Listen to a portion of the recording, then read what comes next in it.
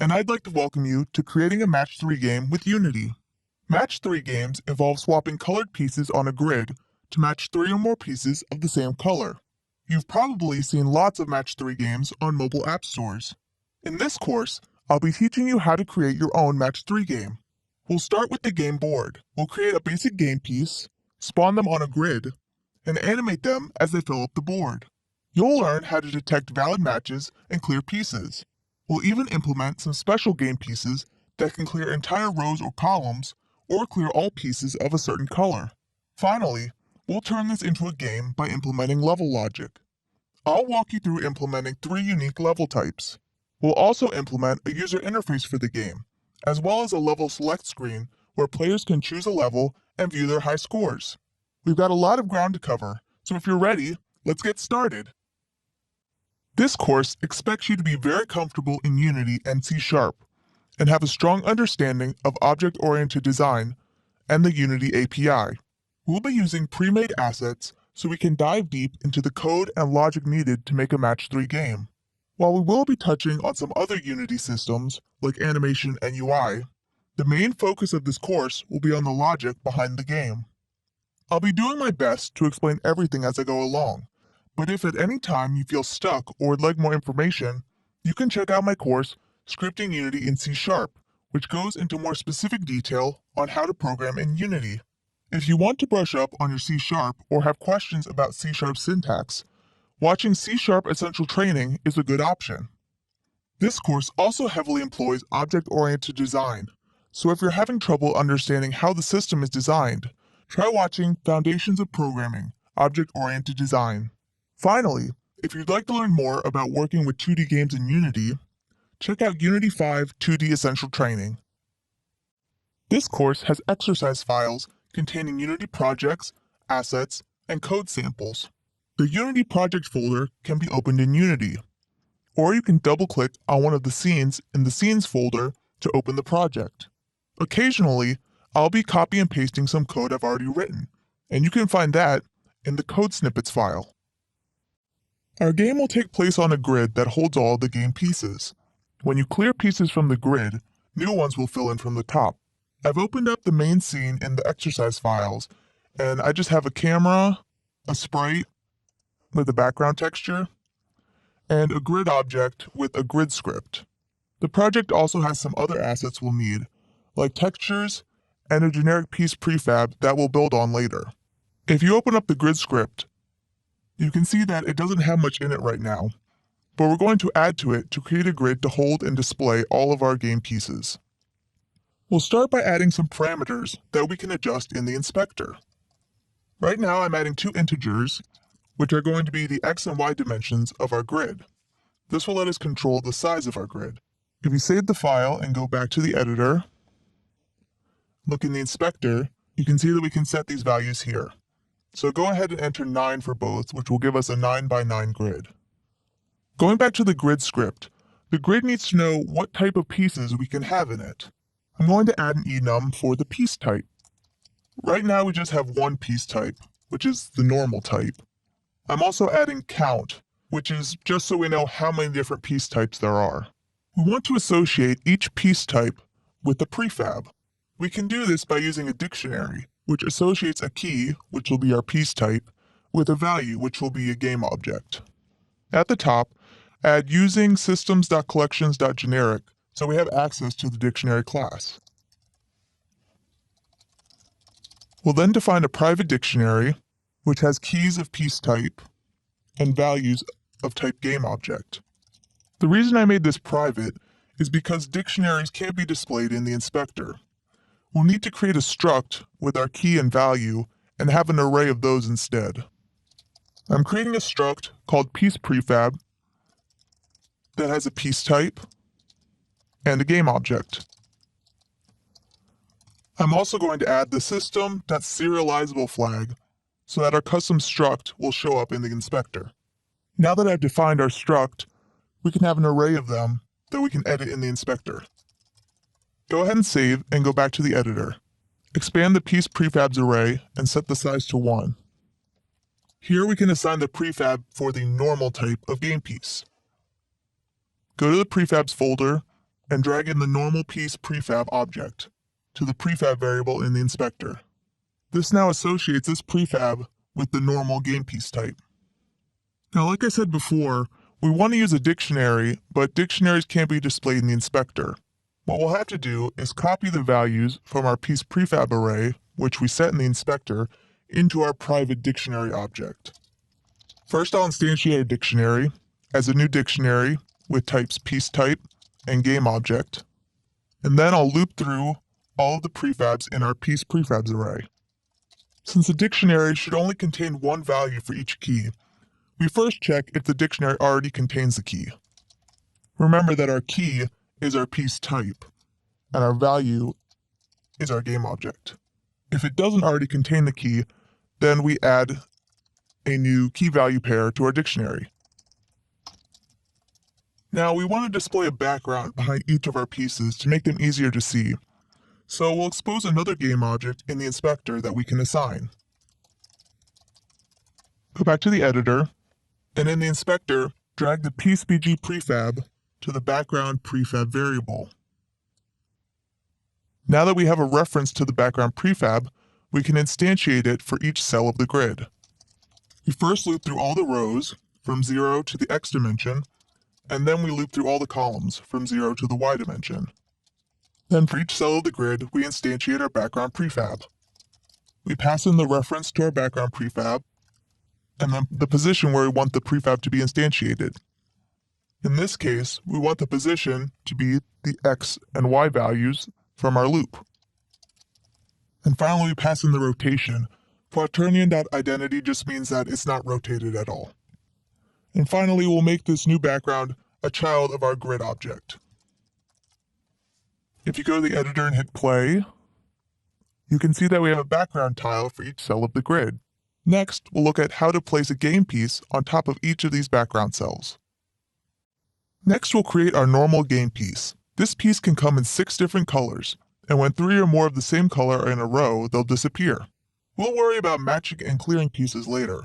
For now, we'll define only the most basic functions of the game piece. In the scripts folder, right-click, and from the menu select Create C# script, and name it Game Piece.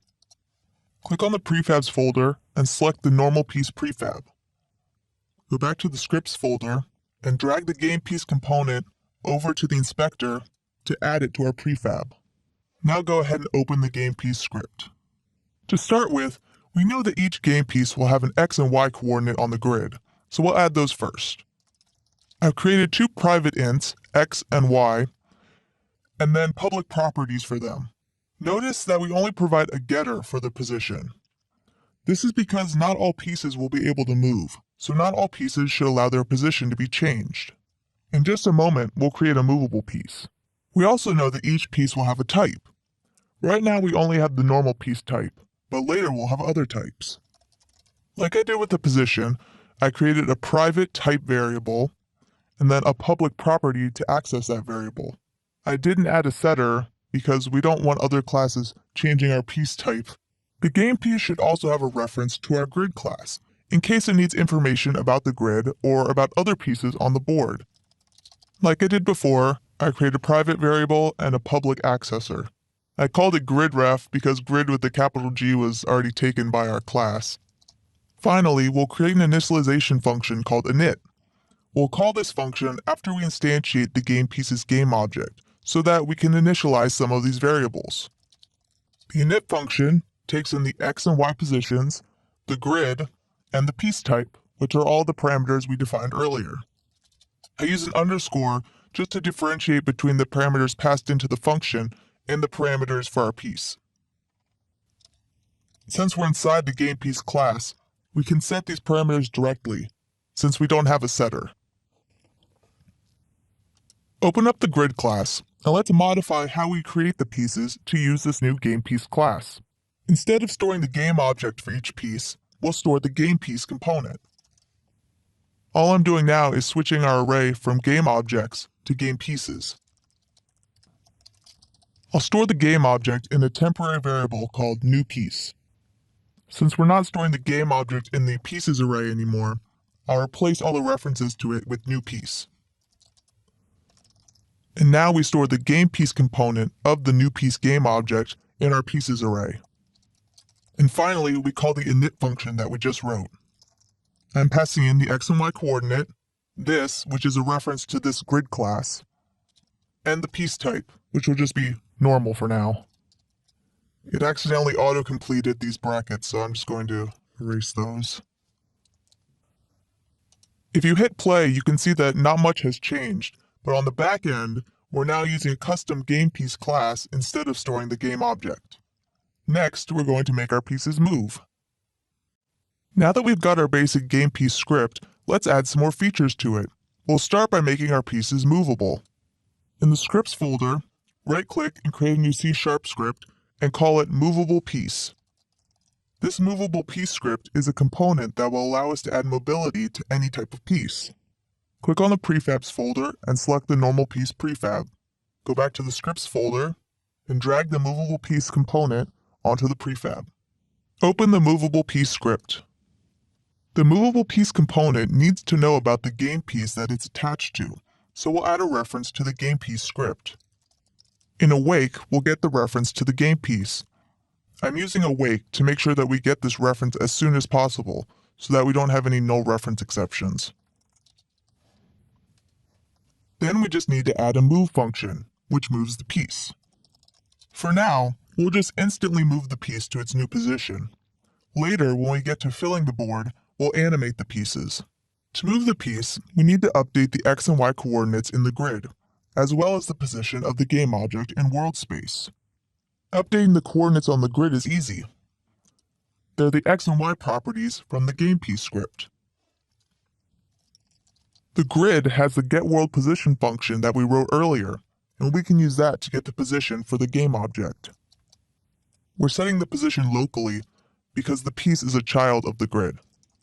Since we originally wrote getWorldPosition just for the grid class, it's private. If we want to access it in this movable piece script, we have to make it public. Looking at this, you might notice an issue. Remember that we didn't define a setter for the game piece's position. So we'll need to go back and add that. But we only want to set the x and y if the piece is movable. If it's not movable, other classes should not be able to update the position.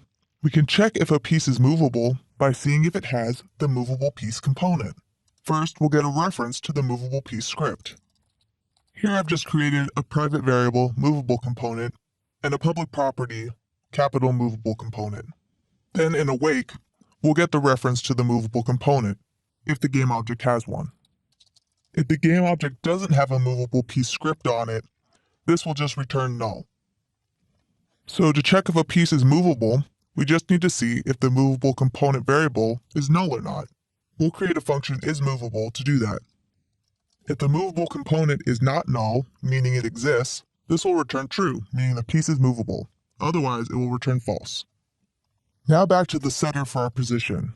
We only want to set the value if the piece is movable, so we'll use our isMovable function to check that. And we'll do the same thing for the y property. I'm just going to copy and paste. And I just update the variable x to y. To check if this all works, let's go back to the grid class and change all the pieces to start at 0, 0. To do that, we just replace getWorldPosition with vector3.0. Go back to the editor and hit play. You can see that all the pieces are stacked on top of each other in the center. Now let's use our move function to move the piece to the correct spot. We first check if the piece is movable, and if it is, we use the movable component to move it. Hit play, and you can see that all the pieces are now in the correct place, so our movement code is working. While our game board might not look much different, this movement code will be the basis for our animation once we start filling the board. Next, we'll add support for different colored game pieces, and this is where things get really flashy.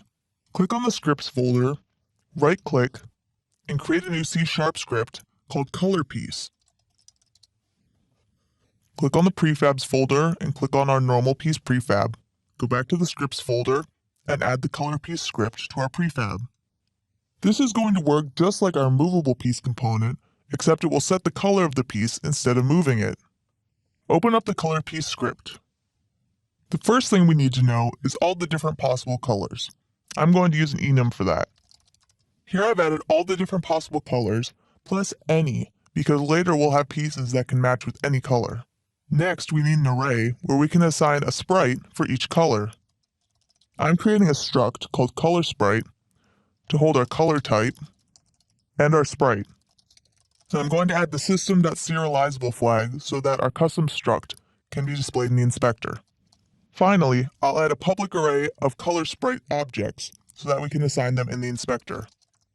Save and go back to the editor. Click on the normal piece prefab.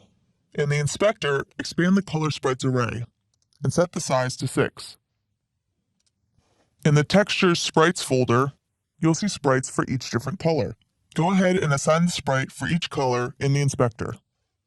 Yellow sprite for the yellow color, purple sprite for the purple color, etc. Since our normal piece has to be one of these 6 colors, we won't worry about the any color type for now. Go back to the color piece script. Just like we did with the piece type prefabs in the grid, we'll convert this array to a dictionary for faster lookup. At the top of the file, add using system.collections.generic to give us access to the dictionary class. I'll then define a private dictionary with types color type and sprite. In awake, I'll loop through our color sprites array and add the keys and values to our dictionary. First, I'll instantiate our color sprite dictionary as a new dictionary with types color type and sprite. I loop through all the structs in our color sprites array. I check if the dictionary already contains the current key, since dictionaries should only have one value for each key. If it doesn't contain it, I'll go ahead and add the key value pair. Now we have a dictionary mapping colors to sprites. The last 2 properties we need are a property for the color of the piece and a reference to the sprite.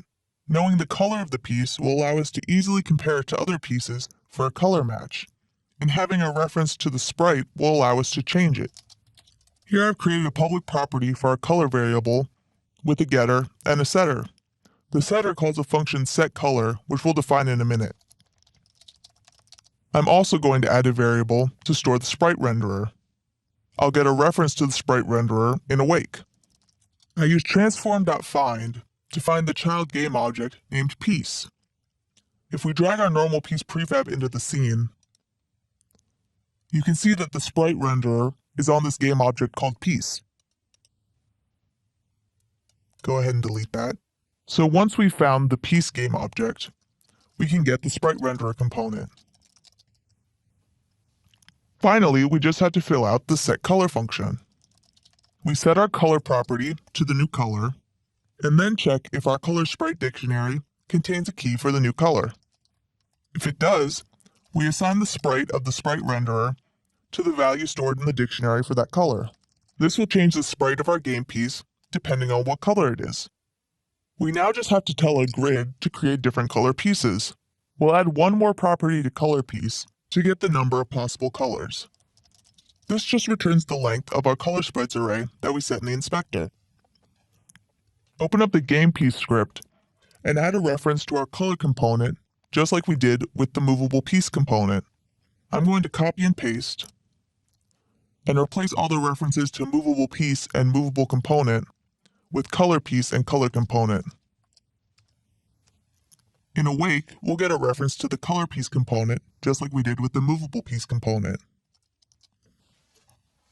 And finally, so we can check if a piece is colored or not, we're going to add a function that returns a Boolean similar to what we did with isMovable. We'll call it isColored. This will return true if the color component is not equal to null, meaning that it exists. The last step is to open up the grid piece, and after we initialize the piece, set the color of it. We check if the piece is colored, and if it is, we set the color of it to a new random color. Remember that our color type is an enum, meaning it can be converted to and from an integer. So, we just need to get a random integer in the range from 0 to the maximum number of colors. Save everything, go back to the editor, and hit play. Now we have a board full of colorful fish. The next step will be filling the board and animating our pieces as they move. One of the key things our grid needs to be able to do is refill itself when pieces are cleared. The first step to achieving that is creating an empty piece type so we can have empty spaces in our grid. Drag the normal piece prefab into the scene from the prefabs folder. Our empty piece type will be a stripped down version of this. With the prefab selected, go to the Game Object menu and click Break Prefab Instance. This way, we won't modify our normal piece prefab. Go ahead and rename the game object to Empty Piece Prefab.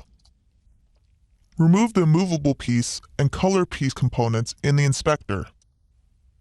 Inside the prefab, delete the piece object so we're left with just the root game object. Drag this to the prefab folder to create a new prefab, and then delete the object from the scene. Open up the grid script. We're going to add a new piece type called empty to our piece type enum. Save that and go back to the scene. Click on the grid object.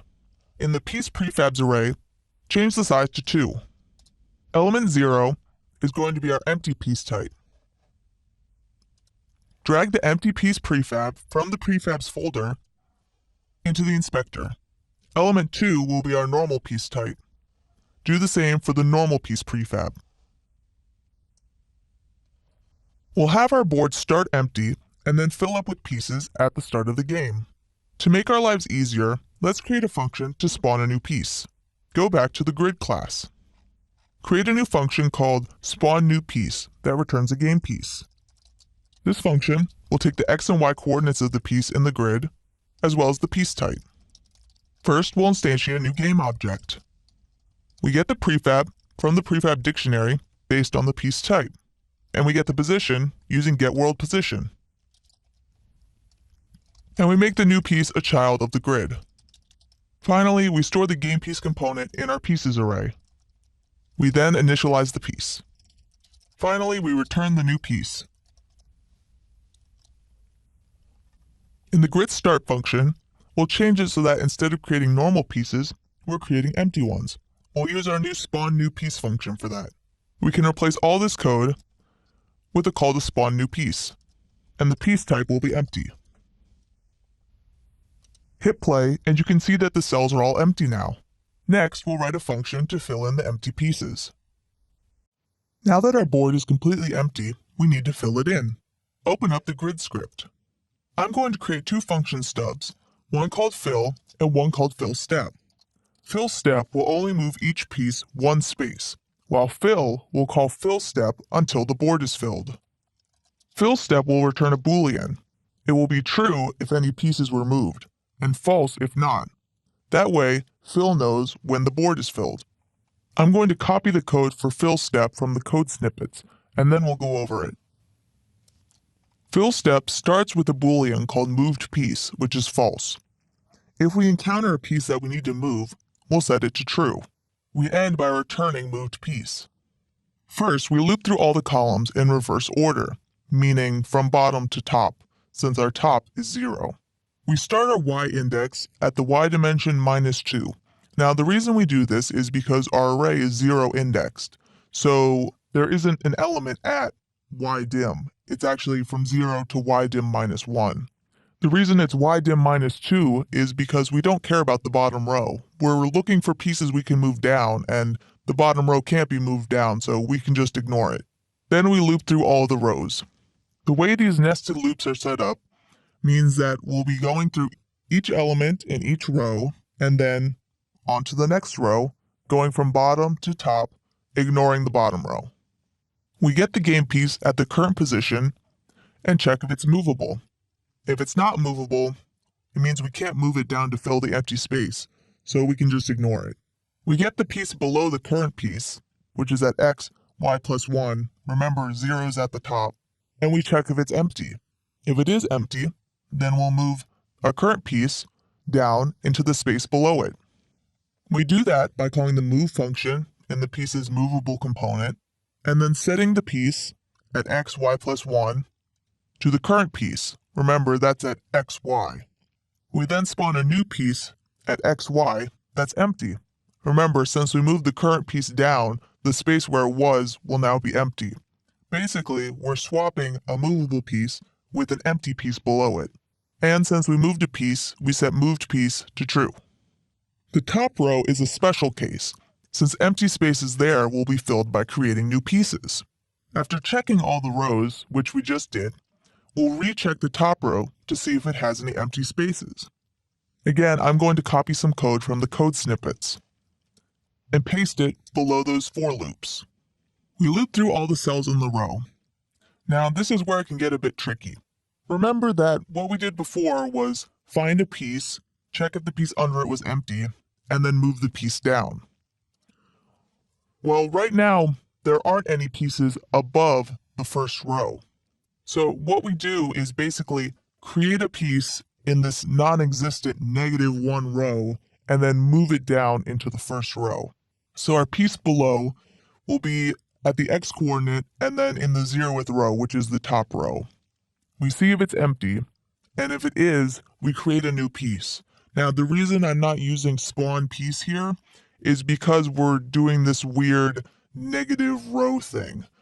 So what I do is I instantiate the piece at the x-coordinate in the -1 row. I assign this new piece to the x-coordinate in the 0th row of our pieces array, since obviously our array can't have a -1 index, and since the new piece will be moving into the 0th row anyway. When I initialize the piece, I pass in -1 for the y-coordinate so that we can move the piece from -1 to 0 and it'll animate nicely later. Finally, I move the piece to its new coordinate, which is x in 0, the first row, and set the color to a random color. Now we just have to call fill step until the board is filled.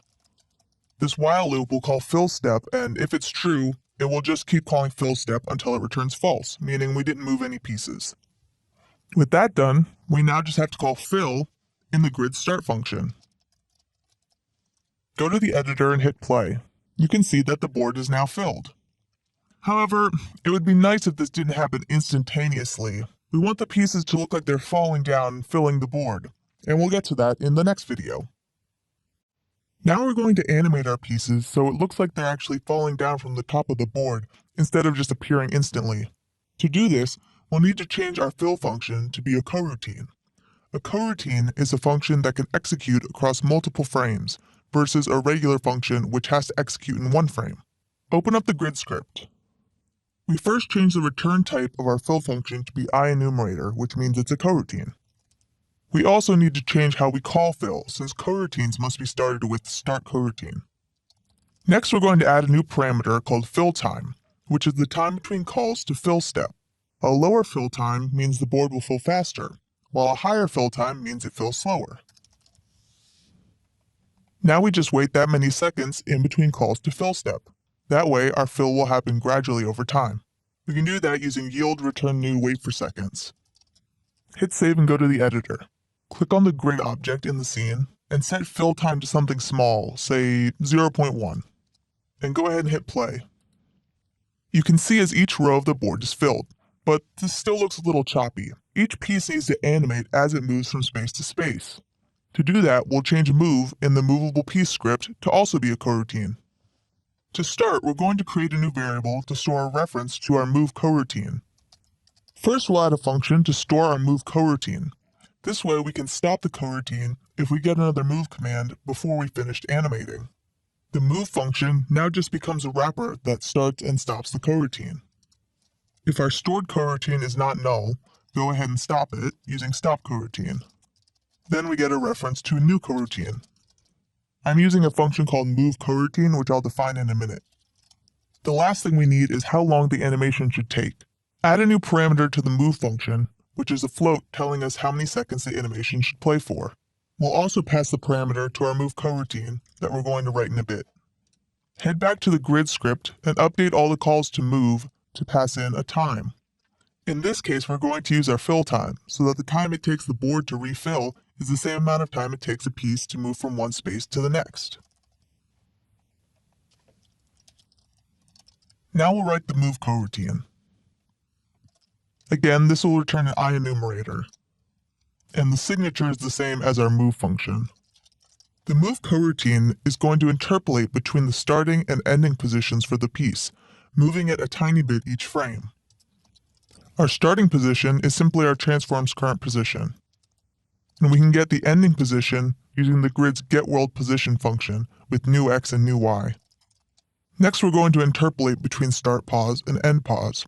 Interpolation is getting a value in between two other values based on a parameter which we'll call t. For example, if t is 0, then the interpolation would return the starting position. If t is 1, it would return the end position. And if t was 1/2, it would return something in between start pause and end pause. We're going to loop over values of t from 0 to however long our animation should take, incrementing t by time.delta time each frame. Time.delta time is the amount of time the last frame took. The reason we're looping t from 0 to time instead of from 0 to 1 is because this way our animation will take exactly time seconds to execute. We then set the position of the piece to our current interpolation. We divide t by time to get a value between 0 and 1. And yield return 0 just waits for one frame. At the end of the loop, we'll set the position of the piece to our ending position, just in case our loop didn't get all the way to end pause. That takes care of our animation, so now we just need to set our x and y parameters to new x and new y. Go ahead and hit play, and you can see that all the pieces nicely animate in. However, if you look at the object hierarchy, you might notice a problem. There are tons of empty pieces even though the board is filled. This is because we're not cleaning up the empty pieces before moving the new piece into it. This is why it's so important to clean up objects when you're done with them. Luckily, this is easy to do in Unity using the destroy function. In the grid class, we'll simply destroy the empty piece below before moving a new piece into it. Remember that we're storing the game piece component of each piece, so to destroy the whole object, we need to call destroy on the piece's game object. Now when we look in the hierarchy, all the empty pieces are gone once the board is filled. Now that our grid is done, we can have some more fun with our game pieces. Next, we're going to be creating an obstacle game piece. We're now going to create a special type of piece that doesn't move. This piece is an obstacle that our normal pieces will have to fill around. First, we need to create a new prefab, just like we did for the empty piece. Drag the normal piece prefab into the scene from the prefabs folder. Select Game Object, Break Prefab Instance, and rename it to Bubble Piece Prefab. Remove the movable and color components in the inspector. Open the prefab, click on the piece game object, and replace the sprite with Bubble01. Drag the Bubble Piece Prefab object into the prefabs folder to create a prefab out of it, and then delete it from the scene.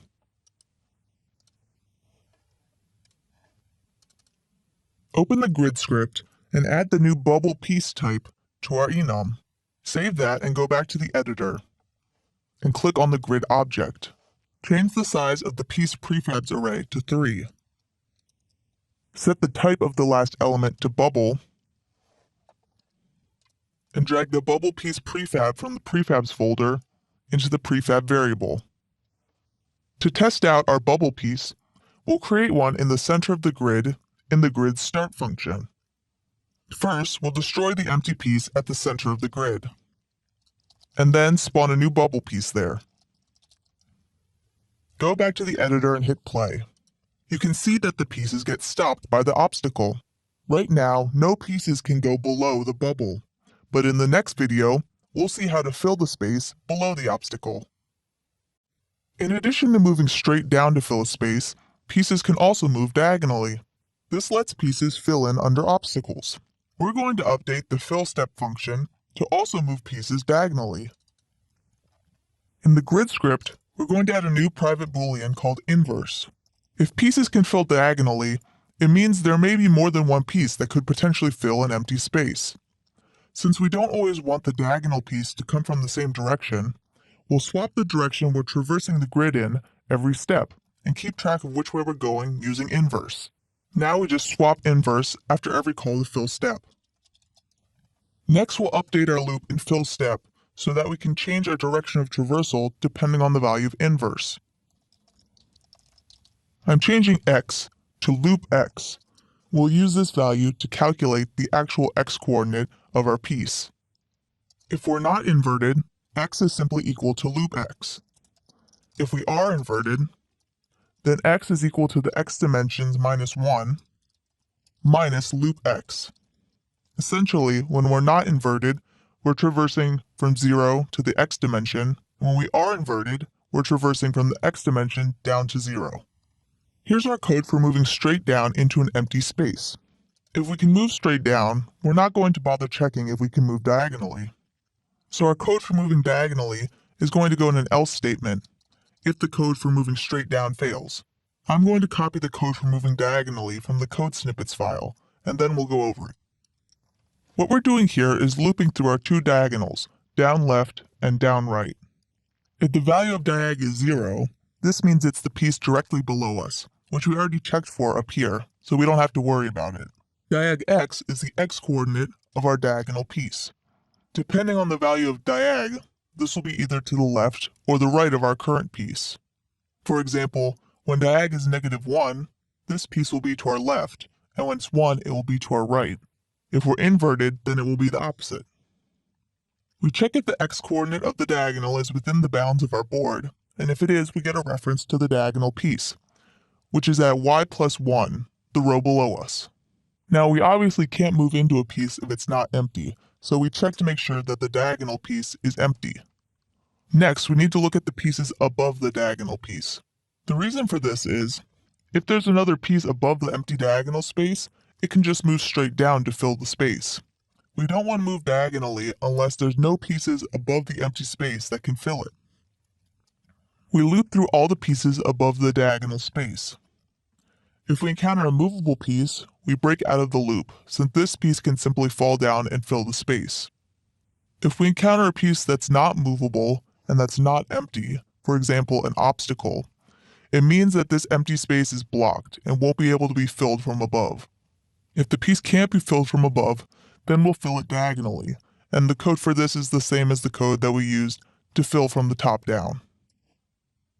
Now when we run the game, the pieces fill in below the bubble. Try adding some more bubbles to see how the pieces fill in below them. I have code to create some bubbles in the code snippets. You can use this or just put them wherever you like. I'm placing this in start where we initially created the single bubble. And I'm just creating lots of bubbles in the 4th row as well as one in the top row. And as you can see, the pieces fill around all the bubbles. There are a few empty spaces that can't be filled even with diagonal filling.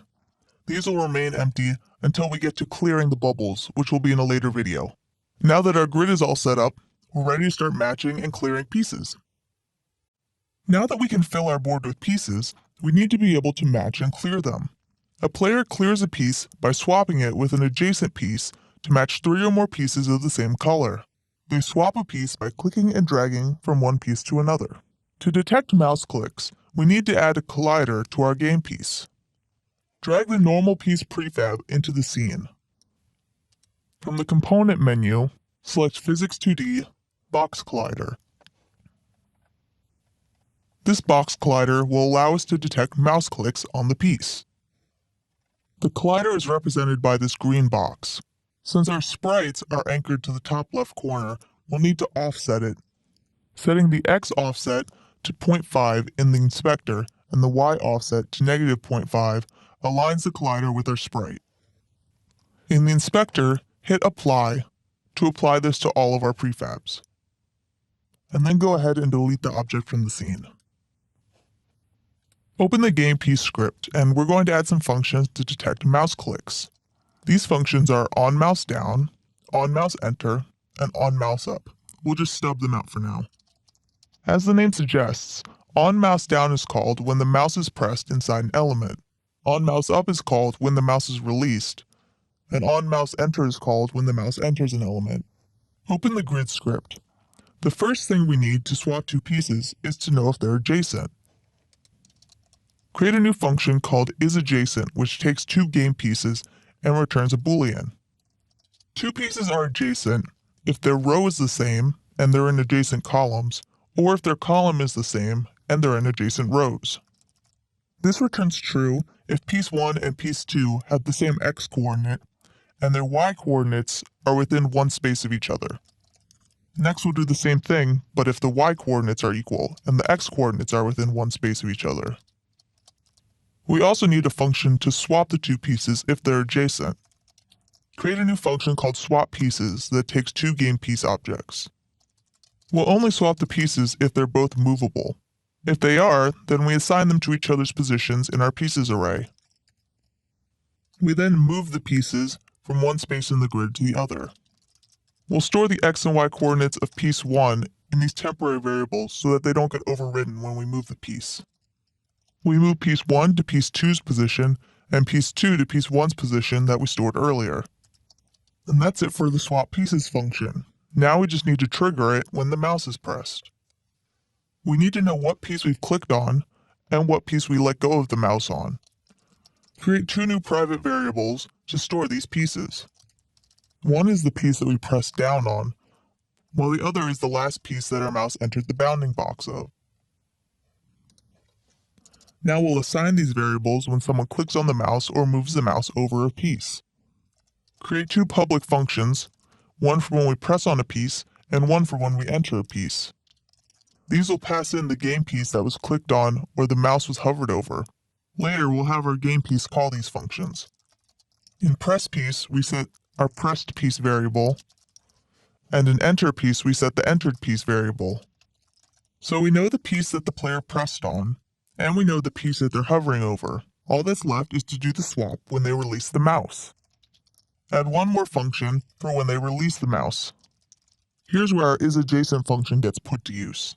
We check if the pressed piece and the piece that we were hovering over are adjacent to one another, and if they are, we swap them. Now we just need to trigger these functions from our mouse events in GamePiece. This is a reference to this GamePiece component, which is the game piece that we clicked on or hovered over. Go to the editor and try swapping some pieces around. As you can see, you can swap any two adjacent pieces. Next, we'll make it so that you can only swap pieces if they create a match. Right now, the player can switch any two game pieces. We want to make it so that the player can only move a piece if it creates a match. A match means 3 or more pieces in a row of the same color. This could mean 3, 4, or 5 pieces in a straight line, or it could be 2 intersecting rows of 3 pieces, creating an L or T shape. We'll add a function to the grid class to determine if a match can be made with a given piece. For starters, we'll just worry about matching pieces in a straight line. In the next video, we'll handle matching pieces in an L shape. Open the grid class and create a function called getMatch, which takes a game piece and the new position the piece is moving to. This function will return a list of game pieces that are part of the match. If no match is found, it will return null. First, we need to check if the piece is colored, since only colored pieces can be matched. We then create some variables to store adjacent pieces of the same color so we can check if we have enough pieces to form a match. We'll also store the piece's color so we can reference it later. We have a list of adjacent pieces in both the vertical and horizontal directions, and a list of pieces that ended up being part of a match. What we're going to do is traverse through the adjacent pieces, first horizontally, meaning left and right, and then vertically, meaning up and down. Each adjacent piece we find that is the same color will get added to the array of potential pieces, either horizontal pieces or vertical pieces, depending on which way we're going. We'll stop when we run into a piece that is a different color. At the end, if we have enough pieces to form a match, they'll get added to the matching pieces list. First, we'll add this piece to our list of potential pieces, since we know that this piece will be in any potential match that we find. Next, we have a loop that simply changes which direction we're going. When dir is 0, we'll go one way, and when dir is 1, we'll go the other way. Next, we need to loop through all of the adjacent pieces. X offset is how far away the adjacent piece is from our central piece. We'll now calculate the actual x coordinate of the piece. If dir is 0, which means we're going left, the x coordinate is new x minus our offset. Otherwise, if we're going right, the x coordinate is new x plus our offset. If the x-coordinate goes outside the bounds of our grid, we break out of the loop. Finally, we check if the adjacent piece is a match. Remember, we're traversing horizontally right now, so the x-coordinate of the adjacent piece is the same as our central piece, new y. We check if the piece is colored, and if the color is the same as our current piece.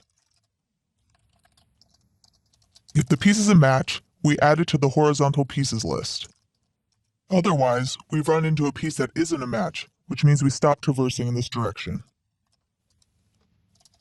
Once we're done, we check if horizontal pieces has enough pieces in it to form a match. Remember, the minimum number of pieces needed is 3. If we have enough pieces for a match, we go ahead and copy them into the matching pieces list. Finally, if we have enough matching pieces in the matching pieces list, we can return it. If we don't have enough pieces to form a match, we'll traverse again, but this time vertically. I'm going to copy the code for horizontal traversal, and then we'll update it for vertical traversal. We change horizontal pieces to vertical pieces, and all the places where it says X we change to Y. When dir is 0, we'll be traversing up, and when dir is 1, we'll be traversing down. Next, we just update the coordinates of our adjacent piece. Since we're traversing vertically, the x-coordinate is the same, and the y-coordinate is the one that we just calculated. If we find a matching piece, we add it to the vertical pieces list. And again, if we have enough pieces to form a match, we'll add it to the matching pieces list. If matching pieces has enough pieces to form a match, we return it. If not, it means that no match was found with this piece, and so we return null. Now all that's left is to update the swap piece function to only allow swaps if the move creates a match. We check if either of the swapped pieces creates a match. If either of these return non-null values, it means we have a match. We'll put the rest of the swap pieces code inside that if statement. If we end up not having a match, we go ahead and swap the pieces back to their original positions in the array. My parentheses in the wrong place. Alright, head to the editor, hit play and try swapping some pieces around. You see that you can no longer swap pieces if they don't make a match. That did make a match, so we could swap it. Next, we'll add support for matching pieces in an L or T shape.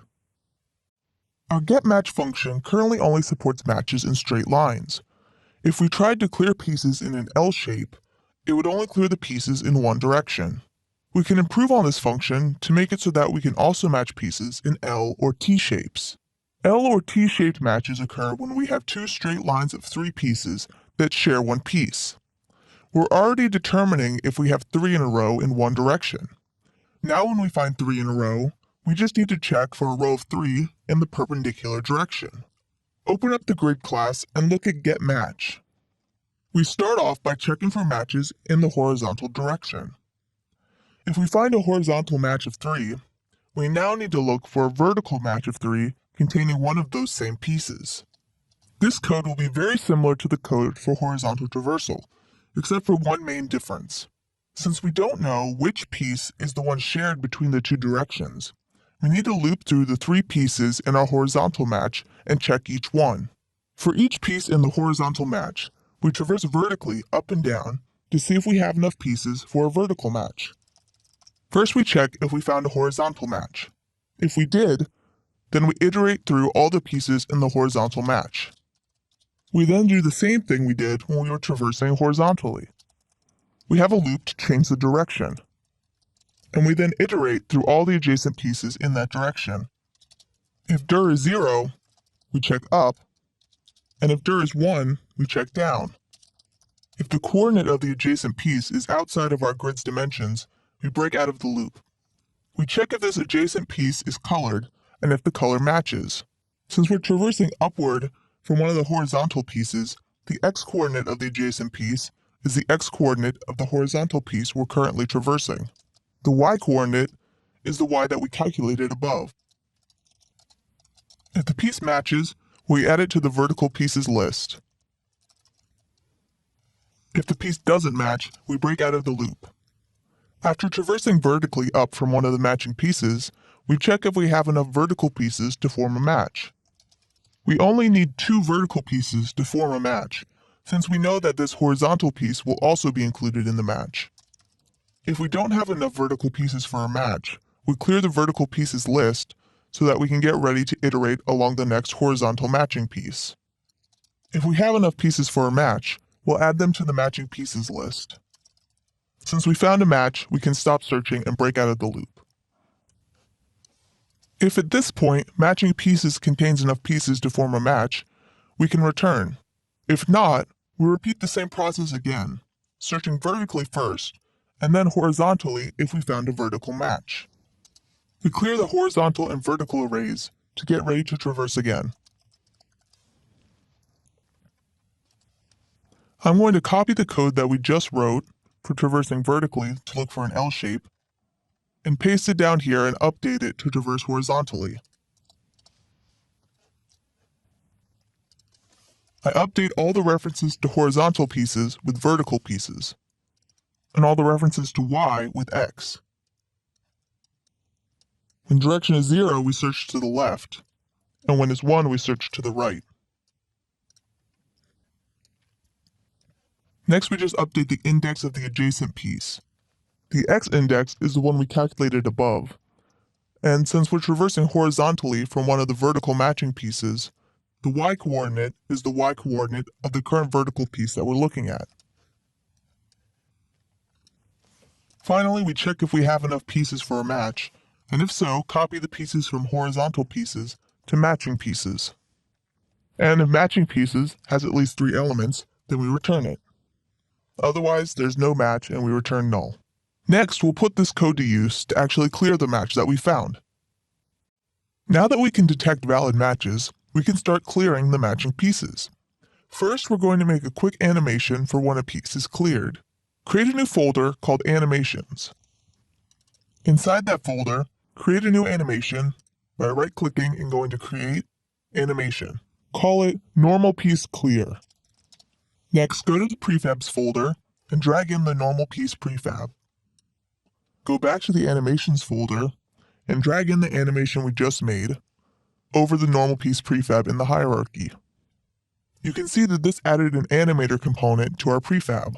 This will allow us to play our animation. It also created an animation controller. The animation controller controls which animation is played. Double-click the animation controller to open it. Here you can see that we have one animation called Normal Piece Clear. This is orange, meaning it's the default state. That means that our animation will play automatically when the game is run, which is not what we want. Right-click and create a new empty state. Right-click on this state and select Set as Layer Default State. That way, when the game starts, our prefab will go into this default state, which is not animated. Later, when we want to clear the piece, we'll transition to the Normal Piece Clear state, which will play the clear animation. Go back to the scene and click on the prefab.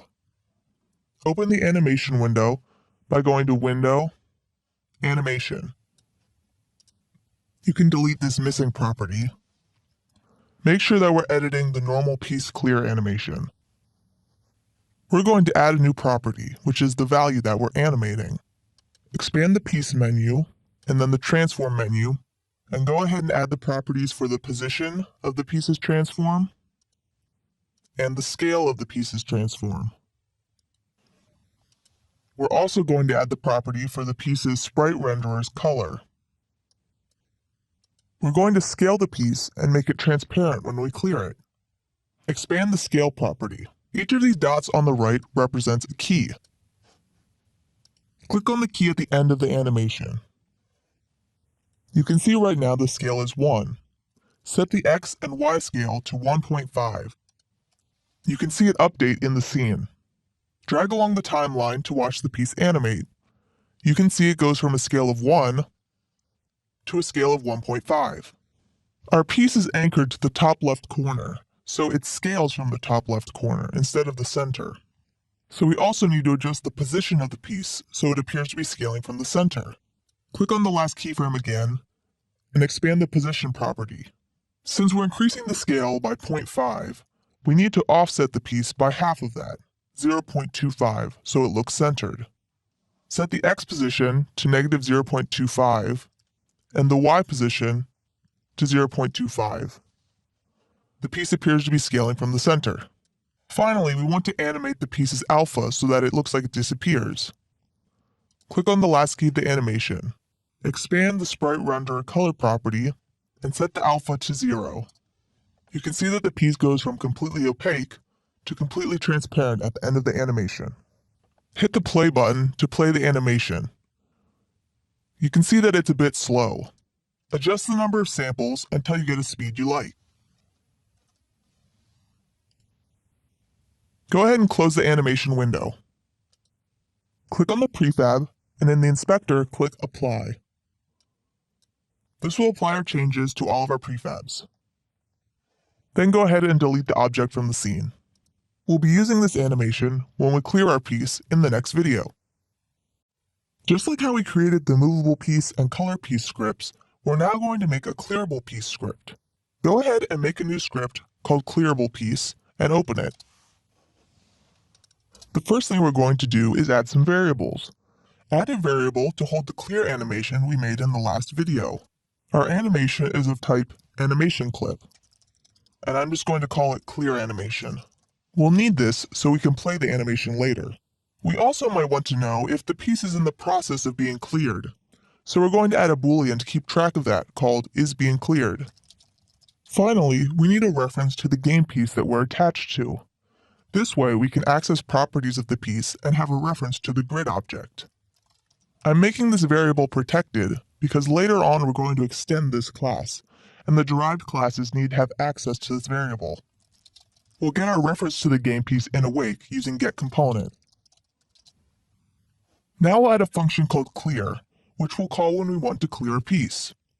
The clear function will call a coroutine that clears the piece and plays our animation. We'll write the coroutine first. Create a function that returns IEnumerator called clearCoroutine. To play the animation, we need to get the animator component. If we have an animator component, we tell it to play our animation. We can get the name of the animation from our clearAnimation variable. We then wait for as many seconds as the animation takes to play. The length of the animation is clearAnimation.length. Once we finish playing our animation, we'll destroy the piece. Now we'll write the clear function, which other classes will be calling to clear this piece. The clear function just sets the isBeingCleared boolean to true, and then starts the coroutine. That's it for the clearable script. Our game piece needs to know if it's clearable, so like we did with the other components, we'll add a reference to the clearable piece script to the game piece class. In awake, we'll get a reference to our clearable component. And then finally, we'll add a function to check if this piece can be cleared, just like we did with movable and colored. Go back to the editor and select the normal piece prefab.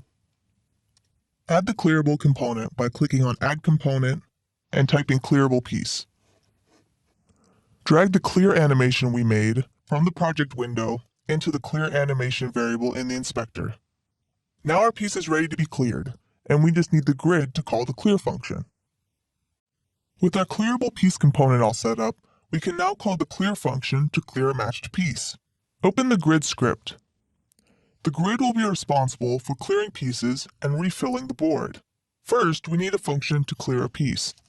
We'll call this function clearPiece, and it will take the position on the grid to clear. It will return a boolean, which is whether or not we were able to clear the piece. We check if the piece is clearable, and if it hasn't already been marked for clearing. Then we call clear on the piece and spawn a new empty piece in its place. We return true if we were able to clear the piece. Otherwise, we return false. Next, we'll create a function that checks the whole board for valid matches and clears them. We need to check the whole board instead of just the pieces we swapped, because clearing pieces might result in other matches in other parts of the board. This function will return a boolean, which is whether the board needs to be refilled or not. When we clear pieces, we need to tell the board to fill in those empty spaces. We loop through all the pieces on the board. If the piece is clearable, we check if there's a match. Since we're not moving the piece, the new x and new y values we pass to getMatch are just the current position of the piece. If we found a match, we loop through all of the pieces in the match and clear them. If we were able to clear the piece, it means the board needs to be refilled, so we set needs refill to true. And finally, we return needs refill. After we successfully swap two pieces, we call clear all valid matches to clear the board. Hit play and make a match. The piece is now clear, but the board doesn't refill. We need to refill the board after clearing the pieces. However, as the board fills, more matches could be made. So we need to update our fill routine to check for matches again once it's done filling. Needs refill is whether or not the board needs to be refilled. The board will need to be refilled if clear all valid matches returns true. If any pieces are cleared, the board will refill again, and the process will repeat until no more matches can be made and the board can't be filled anymore. We'll put another yield at the beginning to give some time between clearing the pieces and refilling them.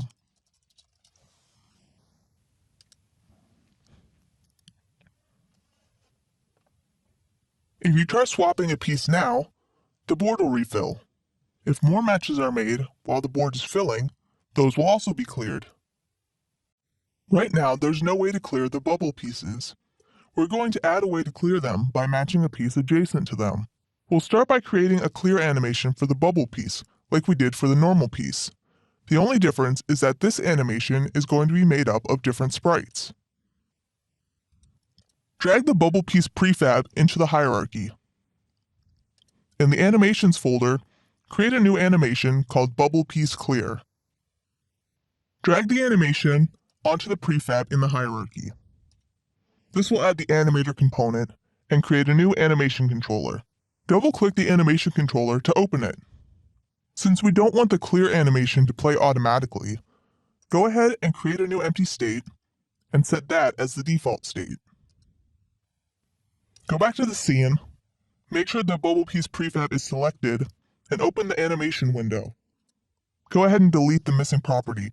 I'm going to drag the tab for the animation window above the scene view. That way the window won't get hidden behind the editor. Add the piece sprite renderer sprite property. The sprite property is the sprite texture that's currently being displayed. In the texture sprites folder, use the shift key to select bubble 01 to bubble 08, and then drag all of these into the animation window. You can see that it creates a key for each of the sprites. Delete the first and last key,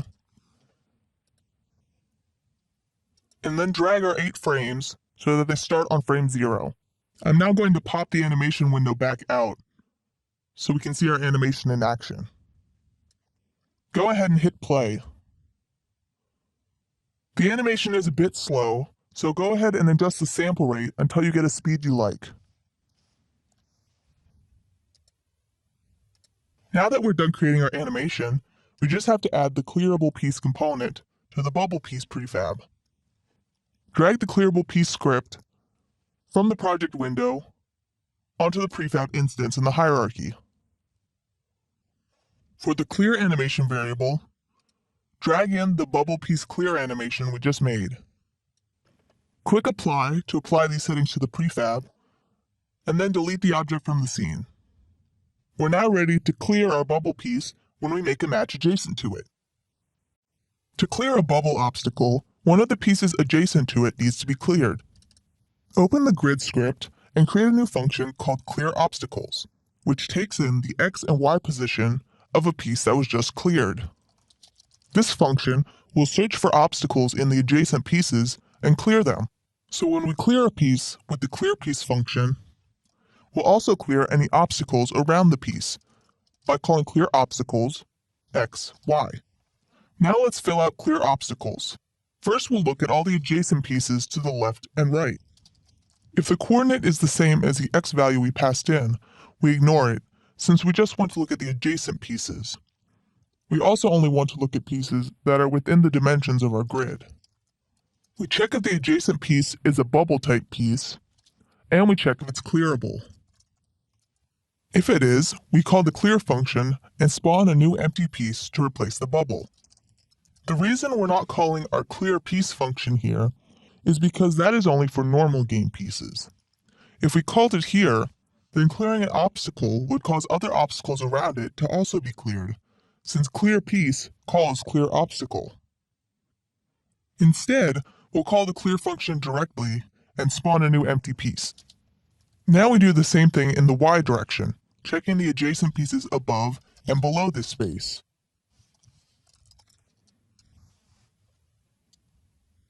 If we run the game and match a piece next to a bubble, the bubble will get cleared. Now that we're able to clear both regular pieces and obstacles, we're ready to move on to creating special pieces. While you only need to match 3 in a row to clear pieces, matching 4 or more in a row creates a bonus piece with special properties. These special pieces will clear an entire row or column when matched. We're going to create 2 new prefabs. One will be a piece that can clear rows, and the other a piece that can clear columns. They will also play a special animation to differentiate them from other pieces and let the player know whether they clear a row or column. Other than that, they will be similar to our normal pieces. Drag the normal piece prefab into the scene.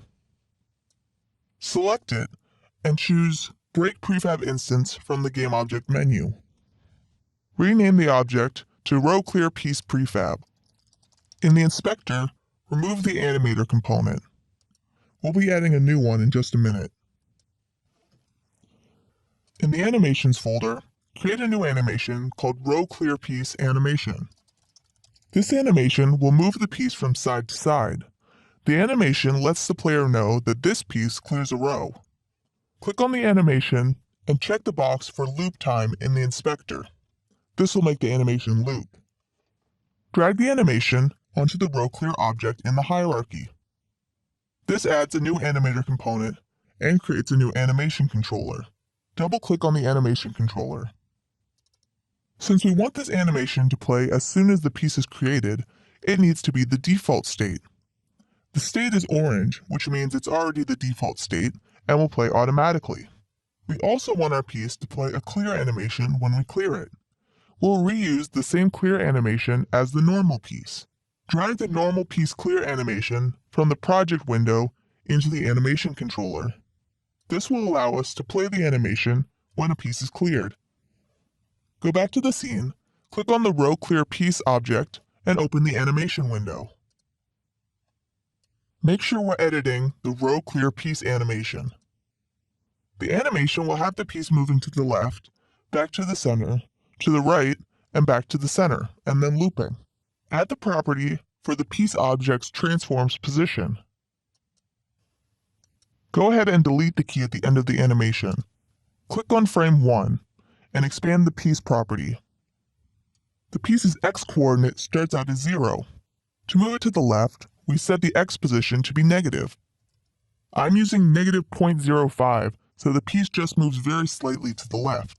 Click on frame 2 and set the x position back to 0. This moves the piece back to the center. In frame 3, we want to move the same amount, but to the right, so we use a positive number. And finally, in frame 4, we set the x back to 0 to move back to the center. Hit play. You can see the fish moves back and forth. If you want to adjust the speed of the animation, adjust the sample rate. Now that we're done editing the animation, we can make our prefab. Drag the object into the prefab folder to create a prefab out of it.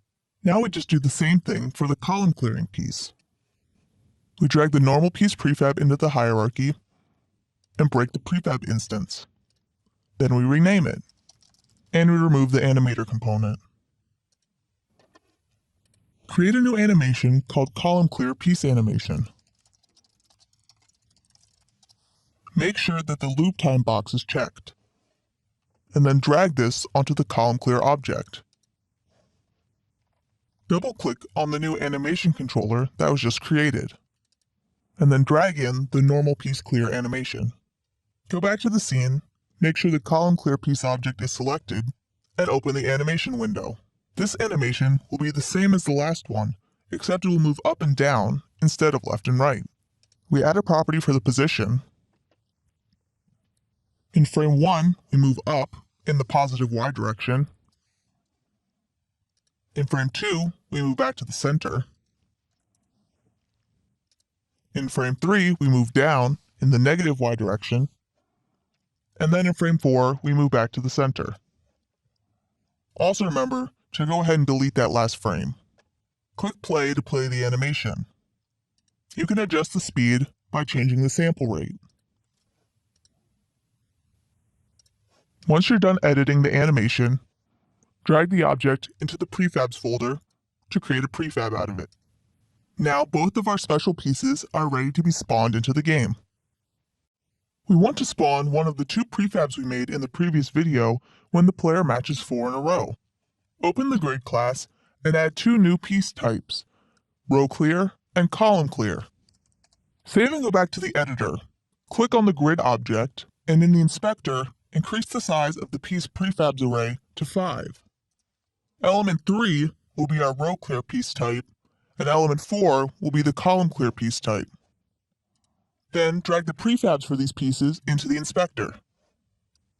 When we make a match, we check if the match contains 4 pieces, and if it does, we spawn a new special game piece. The piece type is determined by the direction the player moved the pieces. If they swapped 2 pieces that were in the same row, they'll create a row clearing piece, and if they swap 2 pieces in the same column, they'll create a column clearing piece. The piece will be spawned at the position of the piece the player moved.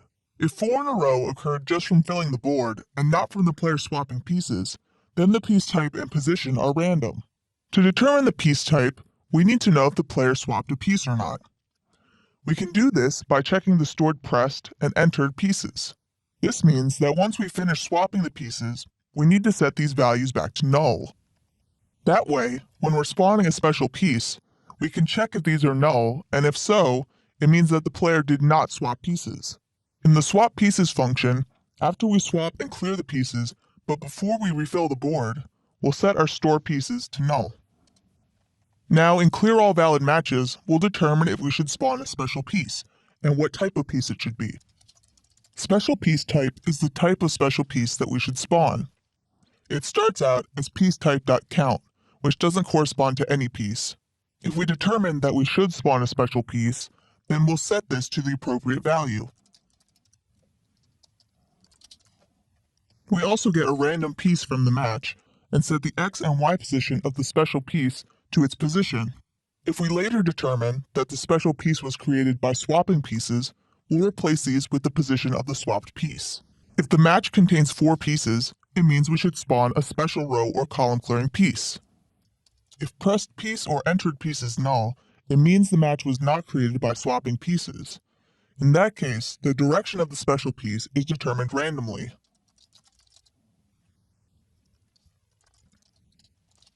If the player did swap 2 pieces, then we'll use that to determine the direction of the special piece. If the 2 pieces are in the same row, then the piece will be a row clearing piece. If the 2 pieces are in the same column, it'll be a column clearing piece. Lastly, if the match was created by swapping pieces, we need to set the position of the special piece to the position of the piece that the player moved. If, while searching through the matched pieces, we find one of the swapped pieces, then we'll set the special piece's position to that piece's position. Next, we'll actually be creating the special piece when a match is made. We've determined what type of special piece to spawn and where to spawn it. Now we just need to create the piece and clear all valid matches after clearing the match. In the clear all valid matches function in the grid script, after clearing the match, we'll check if we should spawn a special piece. If the special piece type is still the default value, which is count, it means we shouldn't spawn a special piece. If the piece type is something other than count, we'll destroy the empty piece and then spawn a new special piece. The color of the row and column clearing special piece should match the color of the pieces that were matched. Since we know all the pieces in the match are the same color, we can just check the color of the first piece and set the color of the new special piece to that. If this new piece is a row or column clearing piece, and if the matched piece is colorable, then we set the color of the new special piece to the color of the matched pieces. The row clear and column clear pieces have one other special property. Usually when you swap two pieces, only one of them forms a match. The other one stays on the board. In the case of special pieces, they should be cleared whenever they're swapped, even if it's the other piece in the swap that forms the match. In swap pieces, after we clear all valid moves, we check if either of the pieces involved in the swap were row or column clearing pieces. If they are, then we clear the piece.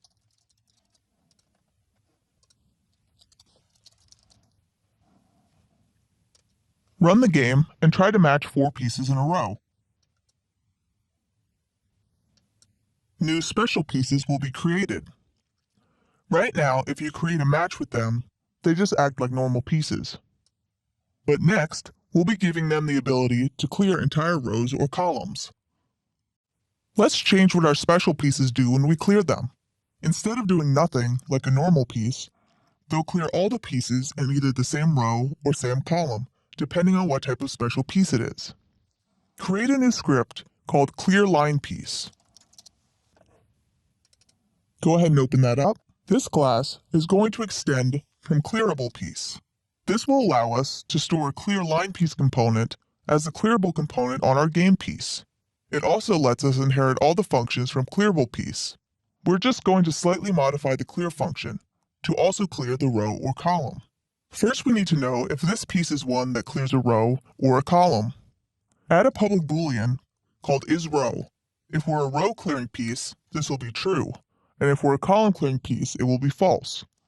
In the editor, select the row clear piece prefab.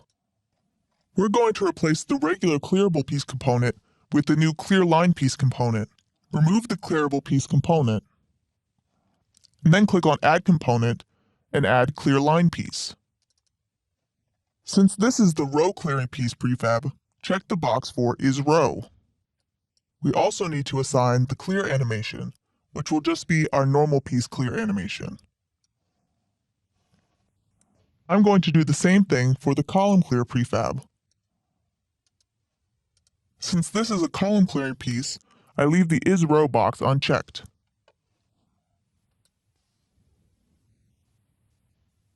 Hit play, and you can see that the special pieces still act just like normal game pieces.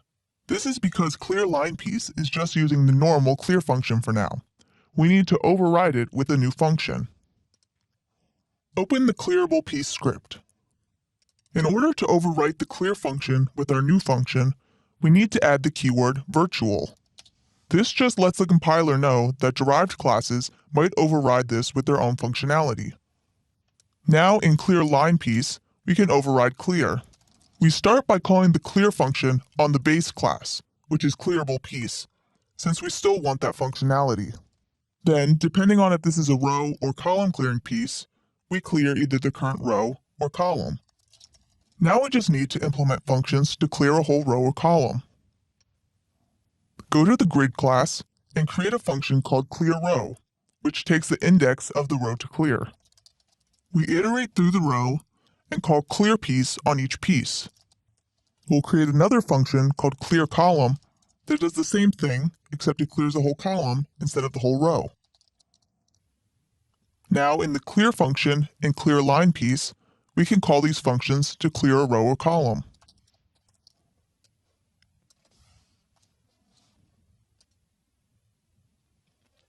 Hit play and match 4 in a row to create a special piece. Then match one of the special pieces, and you can see that it clears the entire row or column. Next, we're going to be creating another type of special piece, one that clears all pieces on the board of a certain color. We're going to create a new special piece that clears all the pieces on the board of a certain color. First, we'll make the prefab. Drag the normal piece prefab into the hierarchy, and select Break Prefab Instance from the GameObject menu. Rename this to Rainbow Piece Prefab.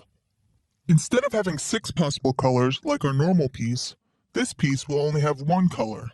So change the size of the color sprites array to 1. The 1 color will be any, which can be matched with any piece. You can find the texture for the rainbow piece in the exercise files, under Textures, Sprites. Drag the file called Rainbow Fish into the sprite variable in the inspector.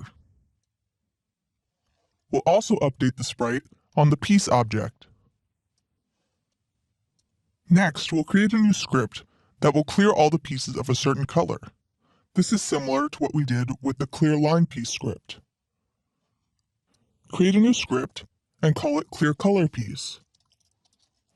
Click on the rainbow piece object and remove the clearable piece component. Click Add Component and add the clear color piece component we just created. Open this script. This class is going to extend from the clearable piece class. We're also going to store a variable which is the color that we should clear. Since we'll need to access this variable from other classes, we create a public property. Finally, we'll override the clear function, just like we did in the clear line piece script. We'll call the clear function on the base class, since we still want that functionality, and then we'll clear all the pieces of a certain color. That will be implemented later. Go back to the editor and assign the normal piece clear animation to the clear animation variable in the clear color piece component. Now we're all done, and we can convert this object into a prefab by dragging it into the prefabs folder. Open the grid script. Add a new rainbow piece type. Back in the editor, click on the grid object. Increase the size of the piece prefabs array to 6. The last element will be our rainbow piece prefab.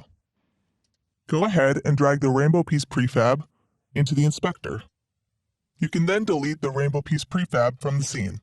Now that we've created our rainbow piece prefab, we need to spawn it when the player matches 5 or more pieces in a row.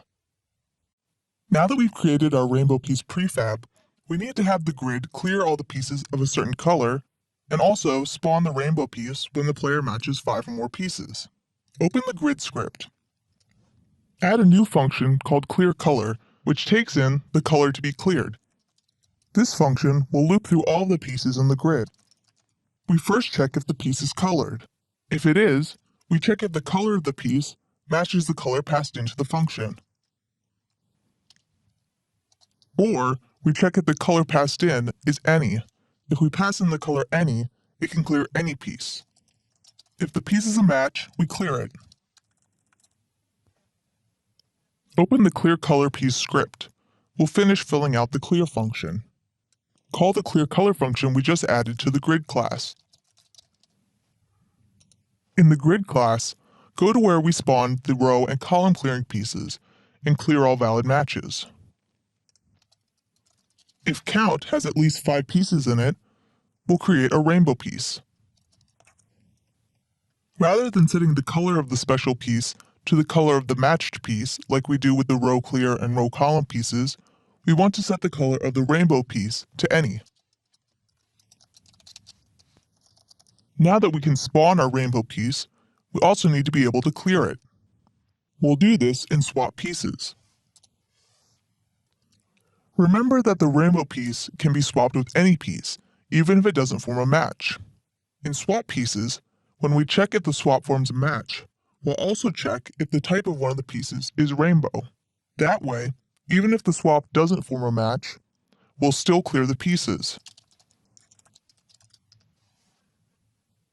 Because the rainbow piece can be swapped with any piece, it won't be found as a valid match when we call clear all valid matches. That means we need to clear the rainbow piece manually after we move it. We check if piece 1 is a rainbow piece and is clearable, and if piece 2 is colored. If so, we get a reference to the clear color piece component from piece 1. We set the color of the clear color piece to the color of the matched piece. The reason we have to get the clear color piece component directly here, instead of using the reference stored in the game piece, is because the game piece stores an object of type clearable piece.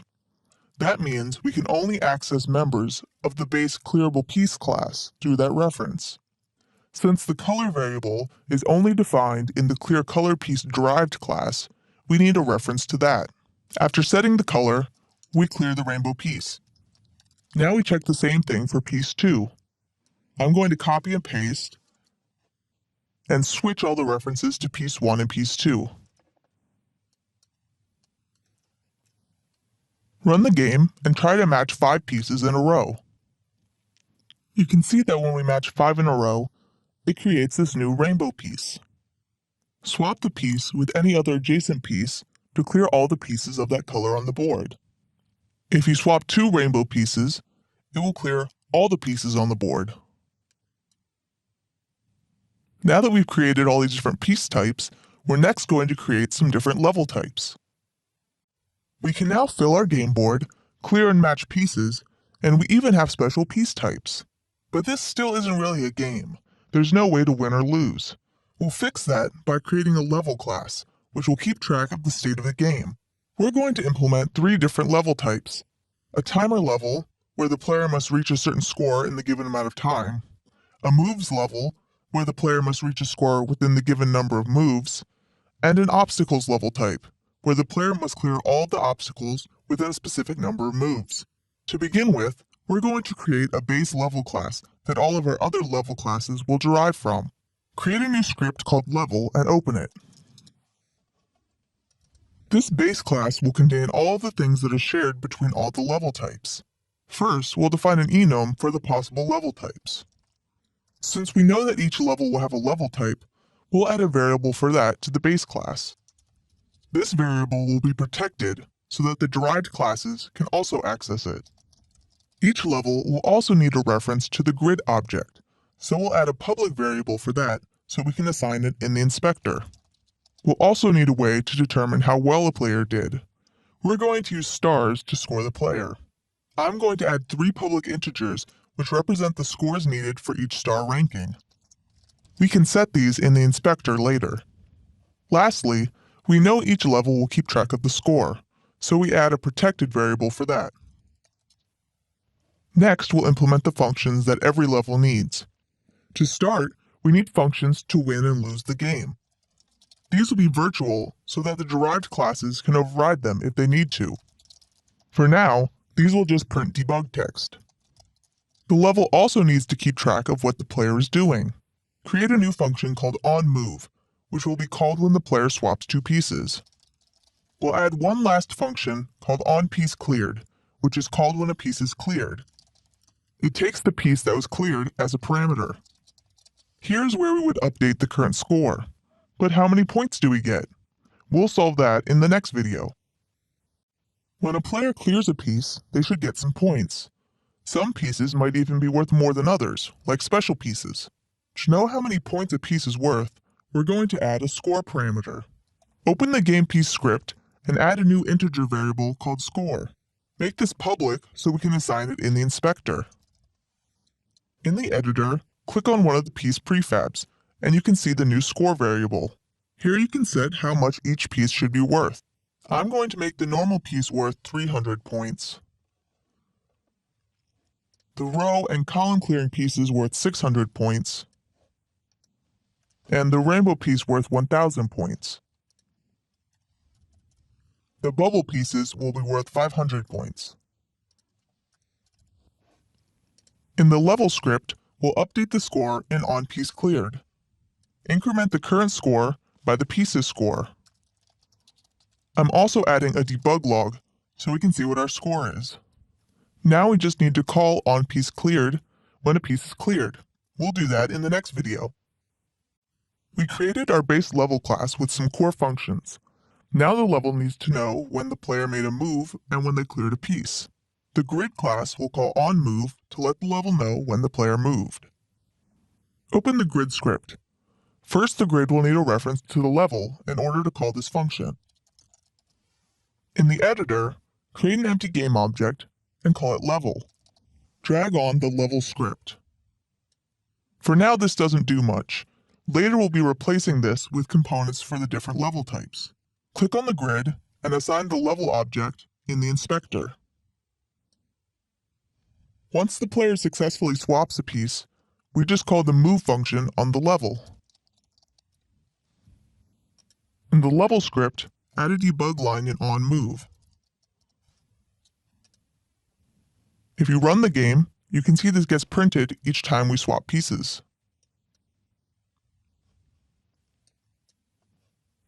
You can remove the debug text. Next, we need to tell the level when a piece is cleared. Open the clearable piece script, and in the clear function, call onPieceCleared. We can access the level object through the grid reference. Run the game and make some matches. You can see that as pieces are cleared, the score increments.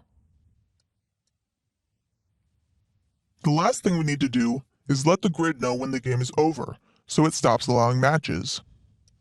First, add a boolean called GameOver to the grid class. This is whether or not the game has ended. Also add a function called GameOver to the grid class. The level will call this to let the grid know the game has ended. This just sets GameOver to true. To stop the player from making any more moves, we just need to disable the swap pieces function. We can do this by returning from the function if the game is over. Now we just call the grid's GameOver function when we win or lose the game. Now we're ready to implement our first level. Our game will have several different levels. Each level is going to be its own scene. Duplicate the main scene and rename it to Level 1. By having each scene as a separate level, we can adjust the parameters of the grid and level objects per level. Open the Level 1 scene. Right now our grid object always spawns some bubbles in these spots. We want to be able to adjust what type of pieces are spawned at the beginning of the level and where they're spawned. We're going to create a variable in the inspector where we can specify what pieces to spawn when we start the game. Open the grid script. For each piece, we need to know the type of piece and the position where it should be spawned. Create a new struct called piecePosition to store these values. Make the struct serializable so we can view it in the inspector. Then add a public array of these piecePosition structs and call it initial pieces. If you click on the grid object, in the inspector you can see our new array.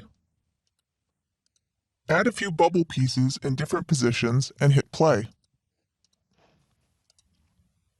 The bubbles are still in the same positions as before, because we haven't yet written the code to spawn pieces from the initial pieces array. We'll do that now. In the start function of the grid, go ahead and remove where we're spawning the bubble pieces. Then, before we spawn the empty pieces, we'll loop through the array of initial pieces and spawn new pieces of that type at the given position. We check if the position of the piece is within the bounds of our grid, and if so, we spawn a new piece. Now we don't need to spawn empty pieces at the spaces we just filled. Before spawning an empty piece, check if the piece there is null. If the piece is null, it means there's not already a piece there, and so we spawn an empty piece. I'm going to change the start function to awake. Later on, for our obstacle level type, we'll need to access the pieces in the grid when we start the level. To make sure that all the pieces are created, we'll do this in awake. Hit play, and now our bubbles are spawned at the positions we specified in the inspector. Now we're ready to implement the different level types. The first type of level we're going to implement is the number of moves level type. The player will start with a certain number of moves and a target score they must reach. If they reach the target score within the given number of moves, they win. If not, they lose. Create a new script called Level Moves and open it. This will derive from our base level class. The only additional parameters the move type level needs over the base level is the number of moves the player gets, the target score, and how many moves the player has already used. The number of moves and the target score will be public, so we can set them in the inspector. In Start, we set the level type to the Moves level type. We'll also print the number of moves and the target score. Later, we'll be implementing a UI to display this. In the Level 1 scene, click on the level object and remove the level component. Replace it with the Level Move script. Assign the variable for our grid object in the inspector. Click on the grid and change the size to 6 by 7. Drag in a reference to our level object, and then clear the initial pieces array. This level is not going to have any bubble obstacles. Now we'll implement the logic for the level. We just need to override the onMove function. When the player makes a move, we increment moves used. Then, if the number of moves minus the moves used is 0, it means the game is over. Depending on if the current score is high enough, we either call game win or game lose. We'll also add some debug text so we know how many moves we have left. The biggest challenge with designing levels is deciding what values to put for our number of moves and target score. We don't want the level to be too easy, but we also want to make sure it's not impossible. What you can do is decide how many moves you want the level to last for, and set the target score to something impossibly high, like 5 million. Then play the level several times and see how many points you were able to get in that number of moves. You can use that data to determine what the target score and 1, 2, and 3-star scores should be. A more sophisticated way is to create an AI that will play the level and create lots of data that you can use to determine the score. That's outside the scope of this course, but feel free to try implementing it on your own. I chose 14 moves and a target score of 15,000. The scores for 1, 2, and 3 stars are 15,000, 18,000, and 21,000. I've entered those values in the inspector. You can adjust them if you want the level to be easier or harder. As you play the game, you can see the number of moves left decreasing.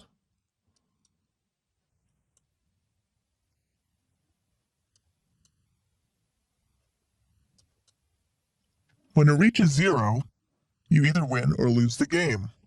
I had a final score of 28,300, so I won. The next type of level we're going to implement is the obstacles level type. The next level type is similar to the number of moves level, except instead of trying to reach a target score, we have to clear all the bubbles on the grid. Create a script called level obstacles and open it. Make it derived from the base level class. Like the moves level type, the obstacles level type also needs to know the number of moves the player has and the moves already used. We also need to know which pieces are obstacles. Add a new array of piece types called obstacle types. Finally, we need to know how many obstacles are remaining, so we can check when they're all cleared. Create a new integer called numObstaclesLeft.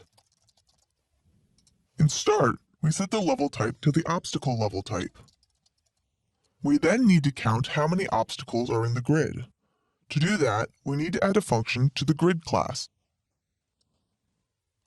Open the grid class and create a new function which returns a list of game pieces. Call the function getPiecesOfType. Have it take a piece type as a parameter. This function will return a list of all the pieces on the board of the given type. We create a new list to hold the pieces and then loop through all the pieces in the grid. If the piece type matches, then we add it to the list. Finally, we return the list. Back in the level obstacles script, in start, we loop through the obstacle types and get all the pieces of that type from the grid. We then increment the number of obstacles left by the number of pieces in the list. Next, we'll override onMove like we did with the moves level type. Each time the player moves, we increment the number of moves used. If the player has no moves remaining, but all the obstacles haven't been cleared, then the player loses the game. I'm also going to add a debug log of the number of moves left. We need to know when an obstacle is cleared, so we can decrease the number of obstacles remaining. Override the onPieceCleared function. We'll still call the base function so that the scores will get updated. Then we loop through the obstacle types and check if this piece matches any of them. If the cleared piece is an obstacle, then we decrease the number of obstacles left. If all the obstacles have been cleared, then we won the game. For each move the player has left, we'll give them 1,000 points. Then we call game win. Let's create a new level that uses the obstacles level type. Duplicate the level 1 scene and rename it to level 2. Click on the level object and remove the level move script. Add the level obstacle script instead. Drag on the reference to the grid. And set the obstacle types array to have just one element, our bubble piece type. Next, we'll modify the grid to start with some bubbles on it. On the grid object, assign the level reference and set the size to 9 by 9. Then we'll add our obstacles. I'm going to add the bubbles in an X shape, but you can do whatever you want here.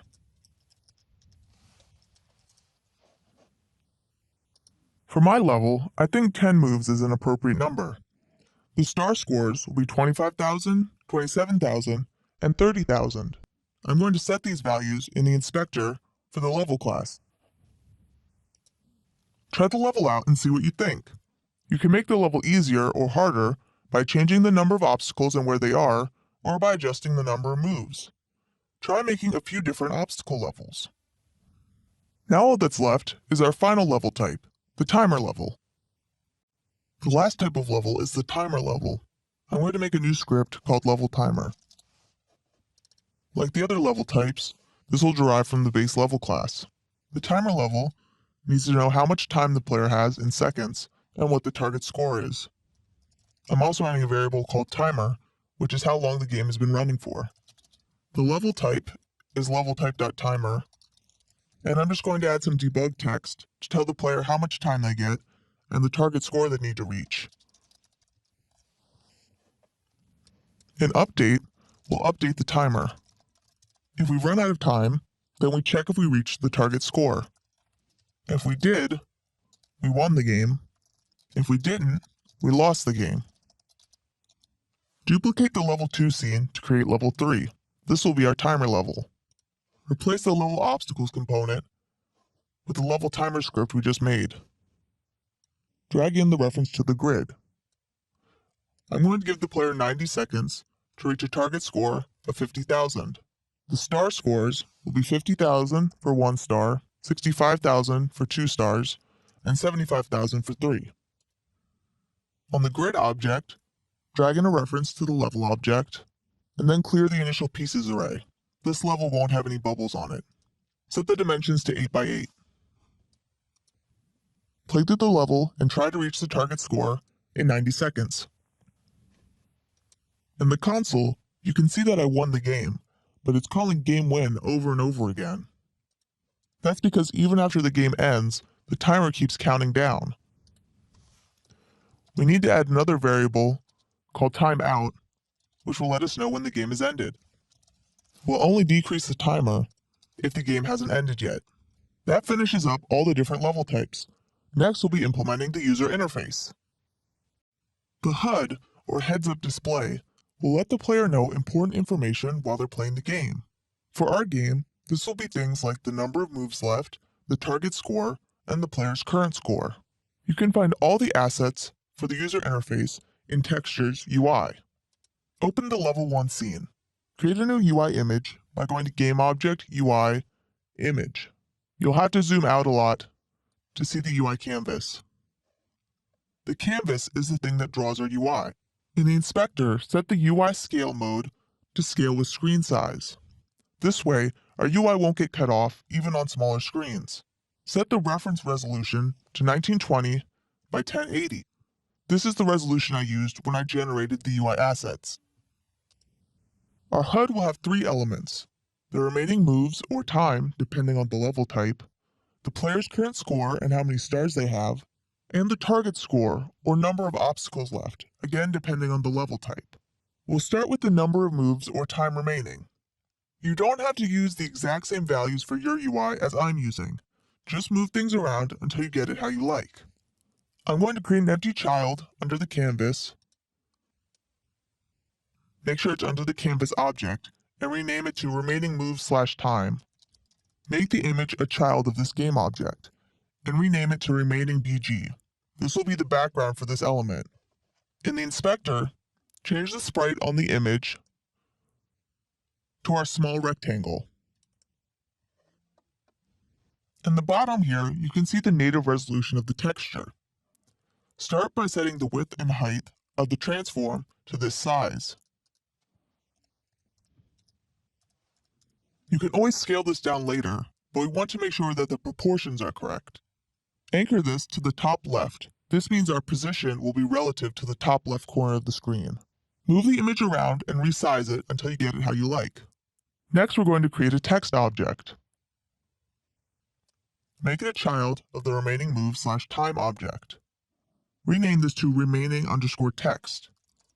This is where we'll put how many moves you have left or how much time is left. Now the default font is Arial. We're going to import a different font from the standard assets. Go to Assets, Import Package, Utility. Click the None button, and then scroll down until you find the Open Sans folder. Check the box next to it and click Import. This will import the Open Sans font into your project. Now we can change the font on our text object to Open Sans Bold. Again, change the anchor to the top left and move the text object over the background. You can see that the font is really small, so increase the font size until you get it how you like it. I'm going to center the font and align it on our background. I'm also going to change the color. Duplicate this text object and rename it to remaining subtext. This is where we'll let the player know what this number actually means. For example, something like remaining moves. Make this text much smaller and put it below the number. I'm going to make the text box a little bit smaller so that it wraps, and I'm going to decrease the line spacing. You can see that the text on top got kind of weird. This just happens sometimes in Unity, so just go over and retype the text and it'll fix it. You can preview how the UI will look by going to the Game tab. Now I'm going to duplicate the remaining moves object and reuse it for our target object. Rename the object to target. Also rename all these sub-objects. Then go ahead and select them all and drag them down so they show up below the remaining object.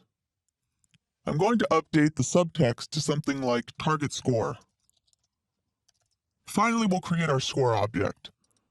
Create a new empty child game object, make it a child of the canvas, and rename it to score. Then create a new UI image. Make that a child of score and anchor it to the top left. Now for the sprite, we're going to use our small square.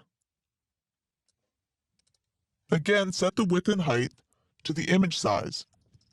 Then move it over below our target object and resize it. Rename this to ScoreBG. Create another image, make it a child of score, and name it star0. This will display how many stars the player has. Change the anchor to the top left and the sprite to stars_0, setting the width and height to the image size. Go ahead and position this over the background. Duplicate the star0 object 3 times and rename these to stars1, stars2, and stars3. For stars1, set the sprite to stars_1. For 2, stars_2, and for 3, stars_3. We'll hide or display these images depending on the player's score. Finally, create a new text object. Make it a child of the score object and rename it score_text.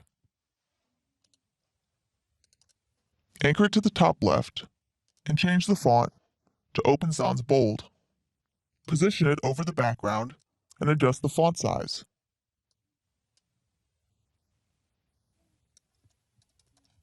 Center the text and change the color to match our other text objects.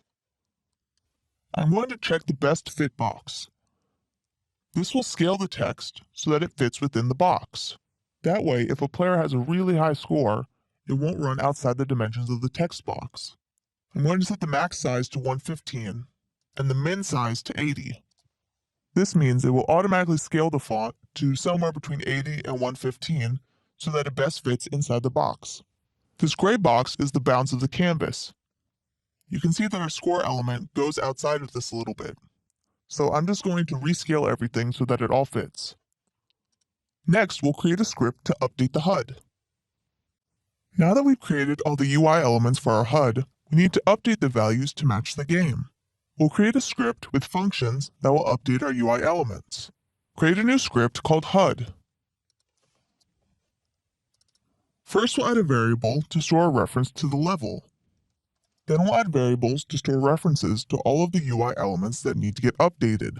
These will be the remaining text, the remaining subtext, the target text, the target subtext, the score text, and our star images. The text objects are of type unityengine.ui.text, and the image objects are of type unityengine.ui.image. We'll also add two private variables. One is the index of the star image that's currently being displayed. We'll call this star_idx. The other variable is whether or not the game has ended.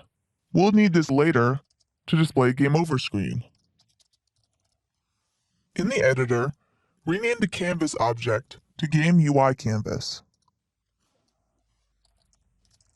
Add the HUD script and hook up all of the references in the inspector.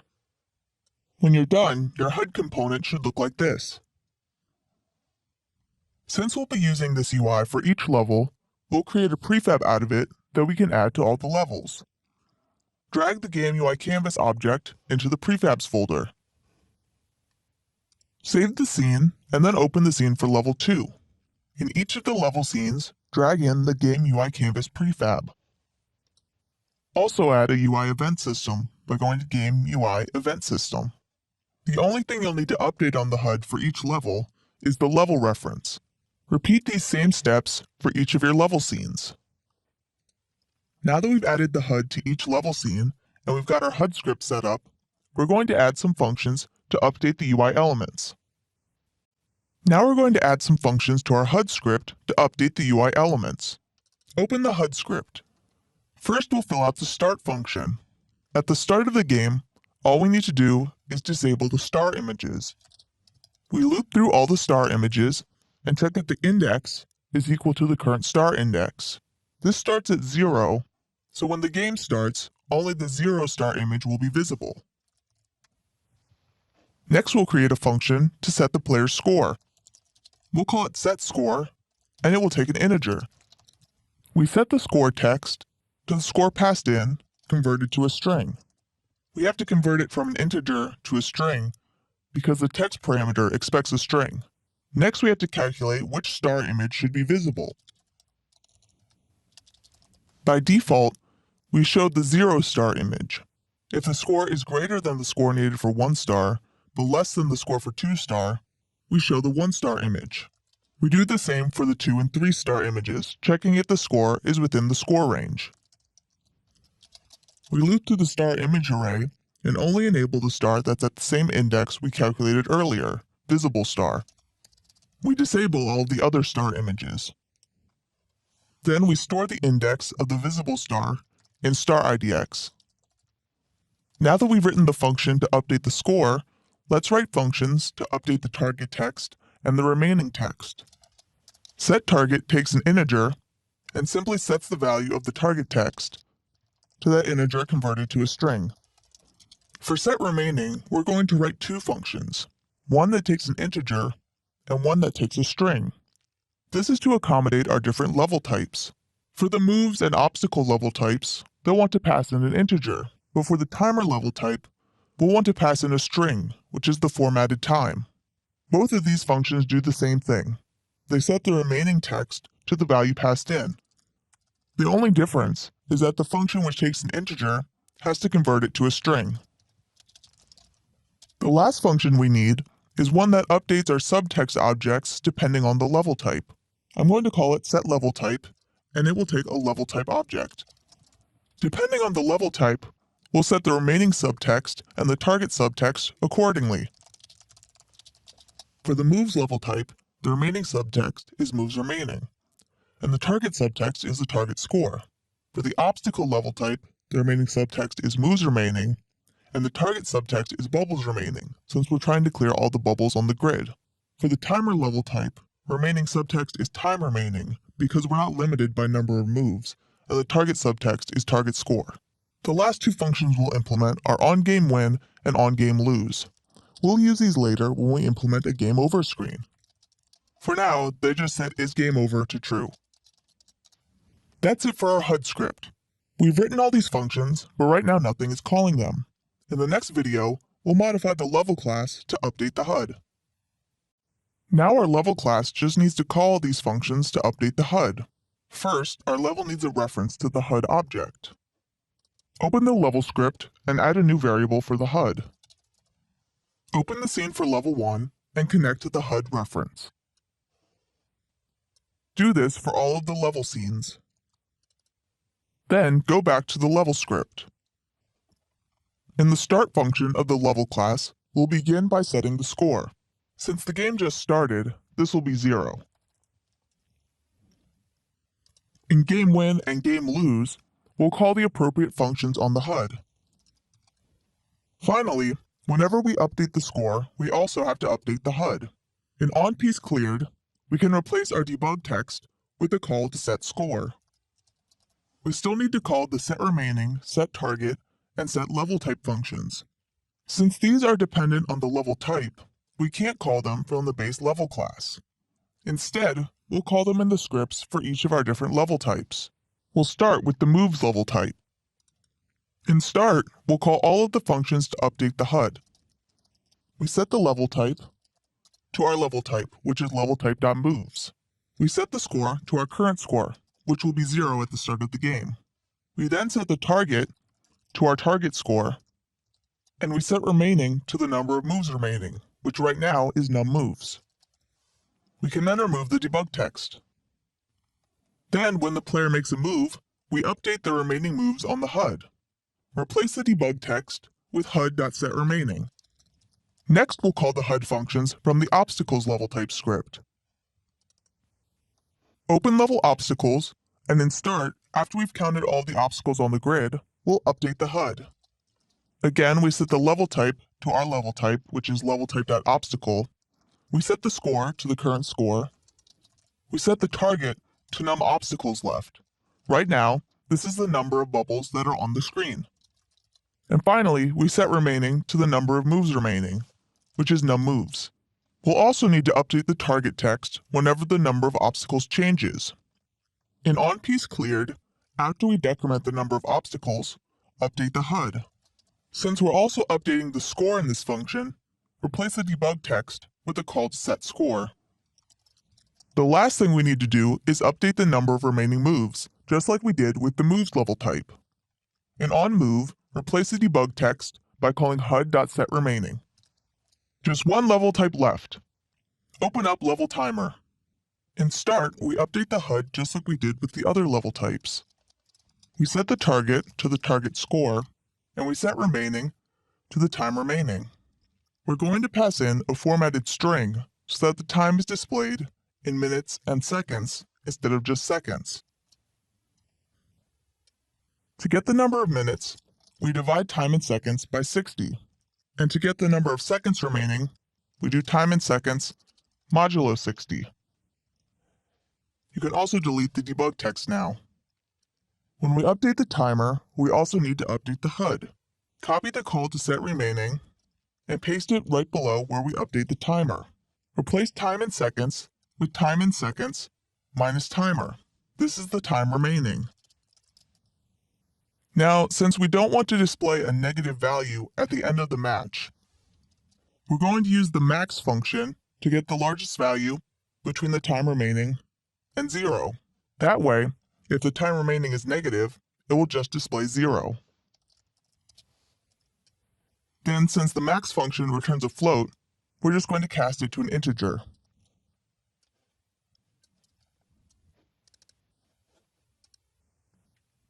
Run the game.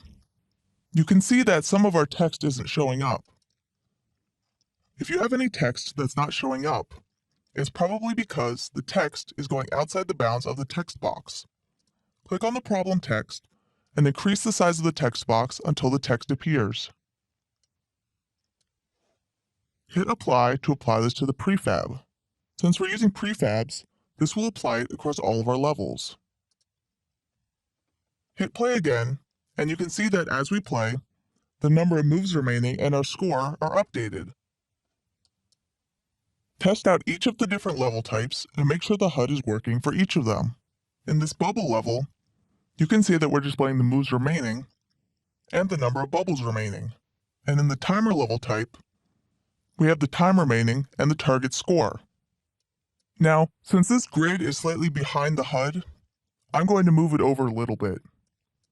Depending on the size of your levels, you might have to adjust where the grid is. The grid is very small compared to the UI, so you'll have to zoom in a lot. So our HUD works for all of the different level types. Next, we're going to create a game over screen that will pop up when the game ends. Next, we're going to implement the UI for the game over screen. This screen will show up when the game is over. Expand the game UI canvas object in the hierarchy. Create a new empty child game object and name it game over. Create another empty child object under that and name it screen. We're going to create all of our UI elements under the screen object. The reason we're creating them under screen instead of directly under game over is because we want to be able to enable and disable the UI elements without enabling and disabling the script, which we'll create later. The script will be on the game over object, which means we can enable and disable screen without affecting the script. Create a new UI image, make it a child of the screen object, and rename it to BG. This will be the background for our game over message. You can leave the anchor at the center. Unlike the HUD elements, the game over elements are going to be center anchored. Set the sprite to the large rect sprite. Change the width and height of the transform to the native image size. You can resize the background and place it wherever you want it. When the player wins, we want to display their score and how many stars they got. The HUD already has an element that does this. I'm going to copy the score element and paste it under screen. Go ahead and delete the background. Then select all the objects under score and change them to be center aligned. Finally, go ahead and move them to the center of the screen and resize them as you like. I'm going to make the score text a bit larger. When the player loses, instead of displaying their score, we're just going to display some text that tells them to try again. Create a new text object and make it a child of screen. Change the font to Open Sans Bold. Go ahead and resize the element and make the font size larger. I'm also going to center the text and change the color to match our other text objects. Go ahead and rename this to Lose Text. The last element we need for our game over screen is two buttons, one to replay the current level and one to go on to the next level. Go to the Game Object menu and select UI button to create a new button element. Make this a child of the screen object and rename it to Replay Button. You can see that the button automatically starts with a sprite and some text. Replace the sprite with arrow left and set the width and height to the image size. Change the text to Open Sans Bold and have it say Replay. You can also adjust the size and color. Now I'm going to resize the button and position it at the bottom left of our game over screen. Go ahead and duplicate the Replay button and rename it to Done Button. Change the sprite to arrow right and change the X position to positive. This will put it in the same spot on the other side of the game over screen. Finally, change the text to say Done. Click on the Game UI Canvas prefab and hit Apply to apply this to all scenes. Next, we're going to create a quick animation to display our game over screen. Instead of having our game over screen just pop up out of nowhere, we're going to create a little animation to bring it onto the screen. In the Animations folder, create a new animation and call it Game Over Show. Drag this onto the Game Over object. As you can see, this added a new animator component and created a new animation controller. Go ahead and double-click on the animation controller to open it. Since we don't want this animation to play automatically, we need to make another state the default state. Create an empty state and set that as the default state. Back in the scene, click on the Game Over object and open the animation window. Make sure you're editing the Game Over Show animation. Add a property for the screen object's Rect Transforms Rotation, and a property for the screen object's Rect Transforms Anchored Position. Go ahead and delete the last keyframe and expand the properties. We want to start with the Game Over screen off the top edge of the screen. So go ahead and adjust the Y position until it's off the screen. Then we want to bring the Game Over screen back to the center. At frame 4, set the Y position back to 0. This moves the screen back to the center. I also want to add a bit of rotation as the screen comes down. At frame 3, set the Z rotation to 0. At frame 5, set the Z rotation to 10. And finally at frame 6, set the Z rotation to 0 to straighten the frame back out. If you scrub through the animation, you can see that the screen drops down from the top and does a little wiggle before settling in the center of the screen.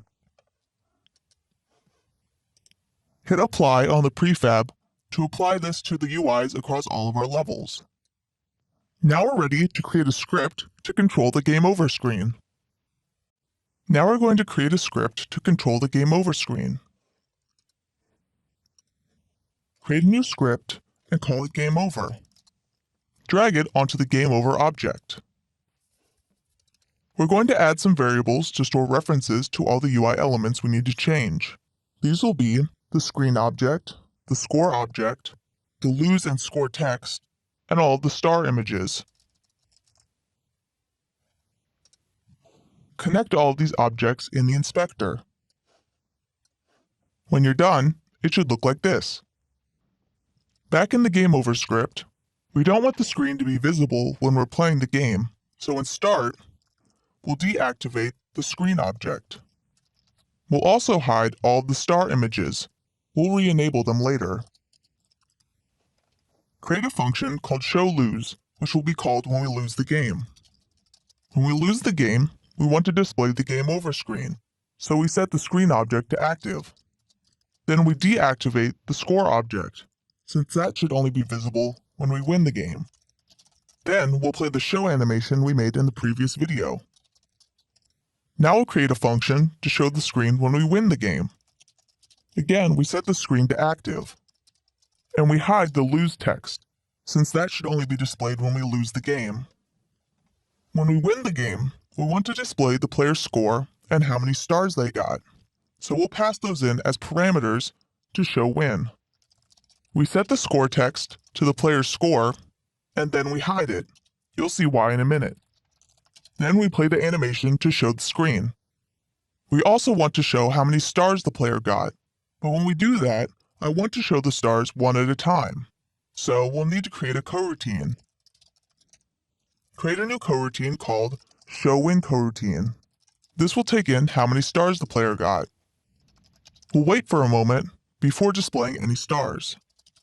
Then we loop from 0 to the number of stars the player got and enable the image. We'll also disable the previous image if there was one. That way, only one image is displayed at a time. We then wait for half a second in between displaying each image. Once all the stars have been displayed, we then re-enable the score text. We'll call this coroutine in showWin. Now we have functions to show the Game Over screen when we win or lose the game. The last thing to do is implement the functionality for the replay and done buttons. The Unity Scene Manager class lets us load a new scene or get information about the current scene. When the player clicks on the replay button, we'll simply reload the current level.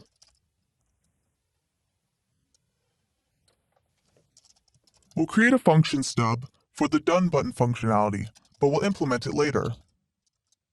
Now we have to hook up the buttons to call those functions.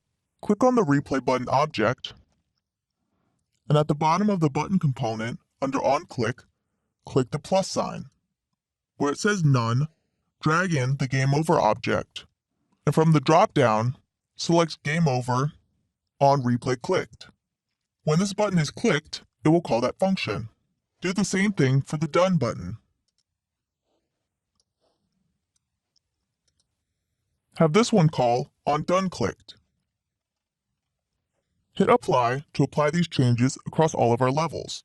Now, we just need to have the level call these functions when the game is over to show the Game Over screen. Now that we've created our functions To show the game over screen when we win or lose the game, we need to call these functions from the HUD. Open up the HUD script.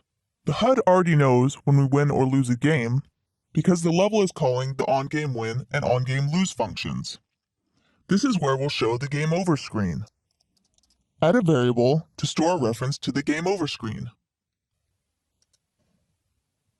In the inspector, assign the reference to the game over screen. Click Apply to apply it to the prefab. In onGameWin, we'll call GameOver.showWin, and we'll pass in the score and star IDX, which is the number of stars the player got. In onGameLose, we'll call GameOver.showLose. Unity will give you a warning when you've created a variable that's not being used. Since isGameOver ended up never being used, let's go ahead and remove it.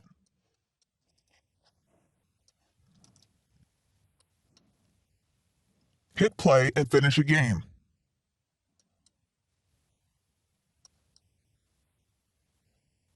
The game over screen popped up, and it shows how many stars we got and our score.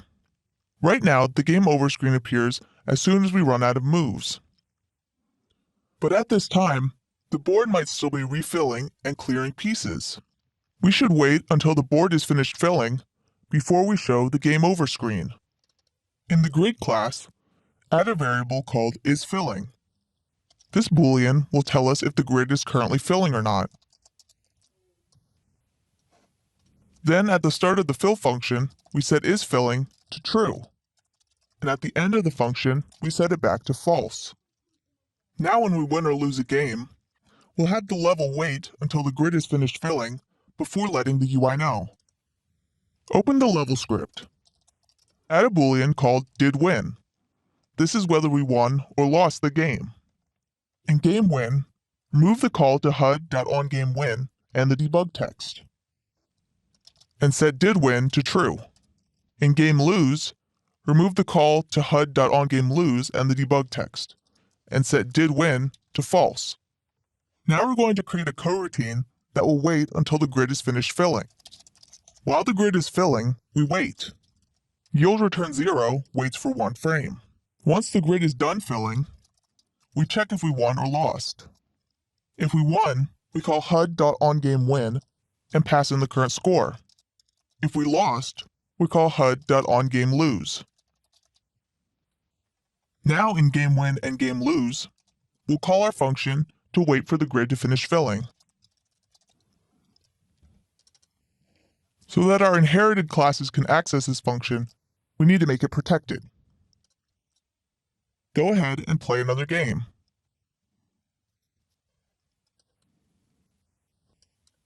Now when the game ends, we wait until the board has finished filling before showing the game over screen. All of our game UI is now done. Next, we'll be creating a level select screen so that players can switch between different levels. The last thing we need to do is create a level select screen so that players can switch between different levels. Create a new scene. Save it in the Scenes folder and call it Level Select. Create a new UI image. Since this screen will just be made up of UI elements, you can delete the main camera. First, let's set up the canvas. Just like we did with the HUD, set the UI scale mode to scale with screen size, and the reference resolution to 1920 by 1080. Click on the image and change the sprite to BG2. Set the width and height to 1920 by 1280, since this is the texture's native resolution, and set the anchor to the bottom center. Align the texture to the bottom edge of the screen. You can see that the background looks good at some resolutions, but at others, there's empty space. We need to click on our canvas, and under Canvas Scaler, slide it to match the height of the screen. Now our background completely fills each resolution. Rename the image to BG. Create a new button. This will be the button to select our level. Change the sprite to Stone Square. Set the width and height to 193 by 185. Create a new image and make it a child of the button. For the sprite, select 1 and set the width and height to 32 by 51. Center it by setting the X and Y position to 0. Then go ahead and delete the text object. This number represents what level this button will load. We're going to add another image and make it a child of the button. Change the sprite to star small and set the size to 45 by 40. This represents how many stars the player earned on the level. Drag it over top of the background. Duplicate this image twice and align the stars so they're next to each other. Select them all and center them on the button. Go ahead and adjust the number and the stars until you get them where you like them. Then go ahead and rename the objects to something more meaningful, like number, star 1, star 2, and star 3. Since we have 3 levels, we'll create 3 buttons. Go ahead and duplicate the button twice and place them next to each other. Change the number sprite on each one to correspond to the number of the level. Our level select UI is ready. Now we just need to load the appropriate level when we click on a button. Now we'll add the functionality to load a level when we click on the button. Create a new script called level select. Drag it onto the canvas object and rename that to level select canvas. Open the level select script. We'll add a function that gets called when a button is pressed. Call it onButtonPress, and it will take the name of the level to load as a parameter. Now we just use the scene manager to load that level. Go back to the editor.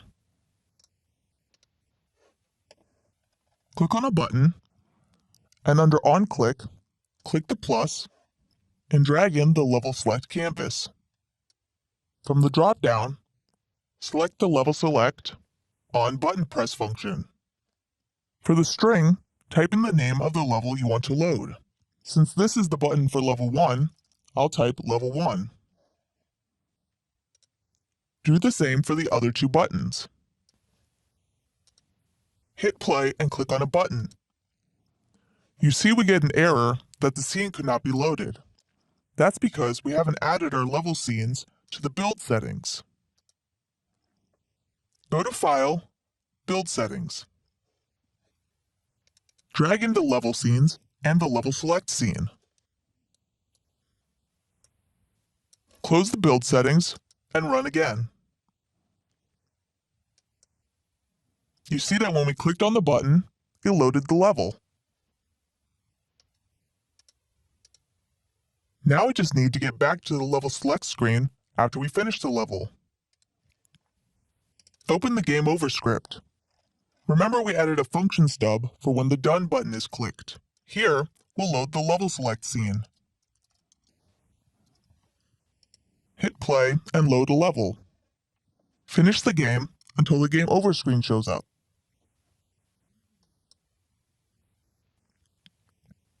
Try clicking on the Done button.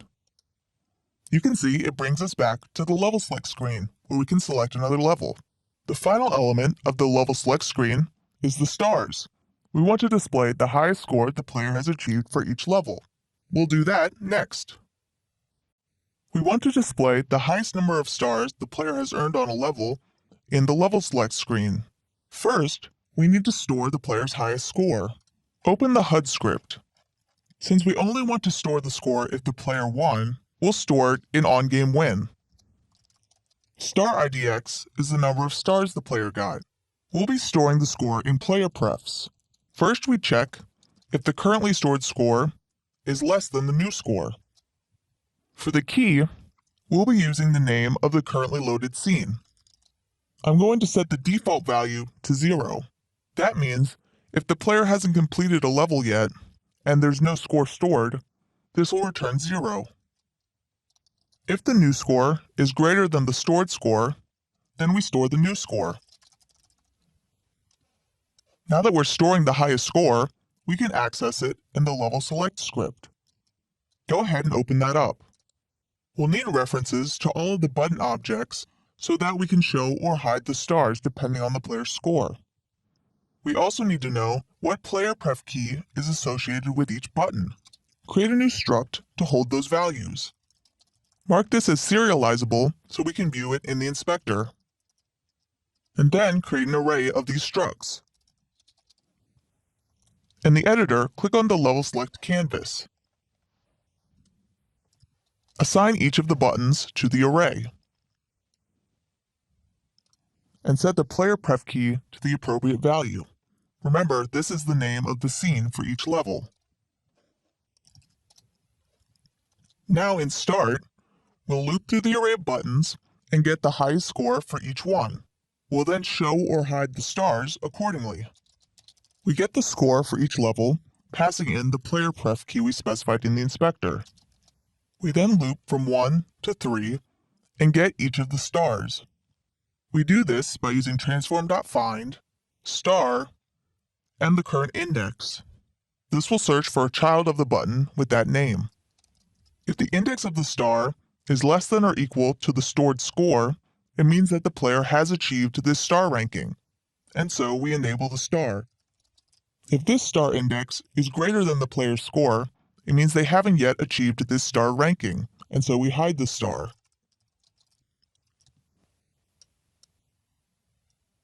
Hit play. You can see that all of the stars are hidden. Complete one of the levels. Click Done to go back to the Level Select screen. And you can now see that I have a score of 3 stars on level 1. That's it for the Level Select screen. While I only have 3 levels, I encourage you to make lots of different levels and fill this screen up. It's your game, make it how you want it.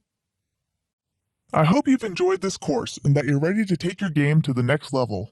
As you bring this game closer to release, here's some things you might want to consider. While we've covered a lot in this course, there's many more things you can do to polish your game. For example, right now we don't reshuffle the board when there's no possible matches. You'll probably want to shuffle the board so that the player doesn't get deadlocked. You might also want to make it so that the initial board doesn't have any matches on it, so that pieces don't get cleared right as the game starts. There are many more features you can add to your Match 3 game. Most Match 3 games have many more piece types than what we've implemented here. You might want to implement a special piece that clears all pieces in a box around it, or make it so that when you swap 2 special pieces, they combine for an even bigger effect.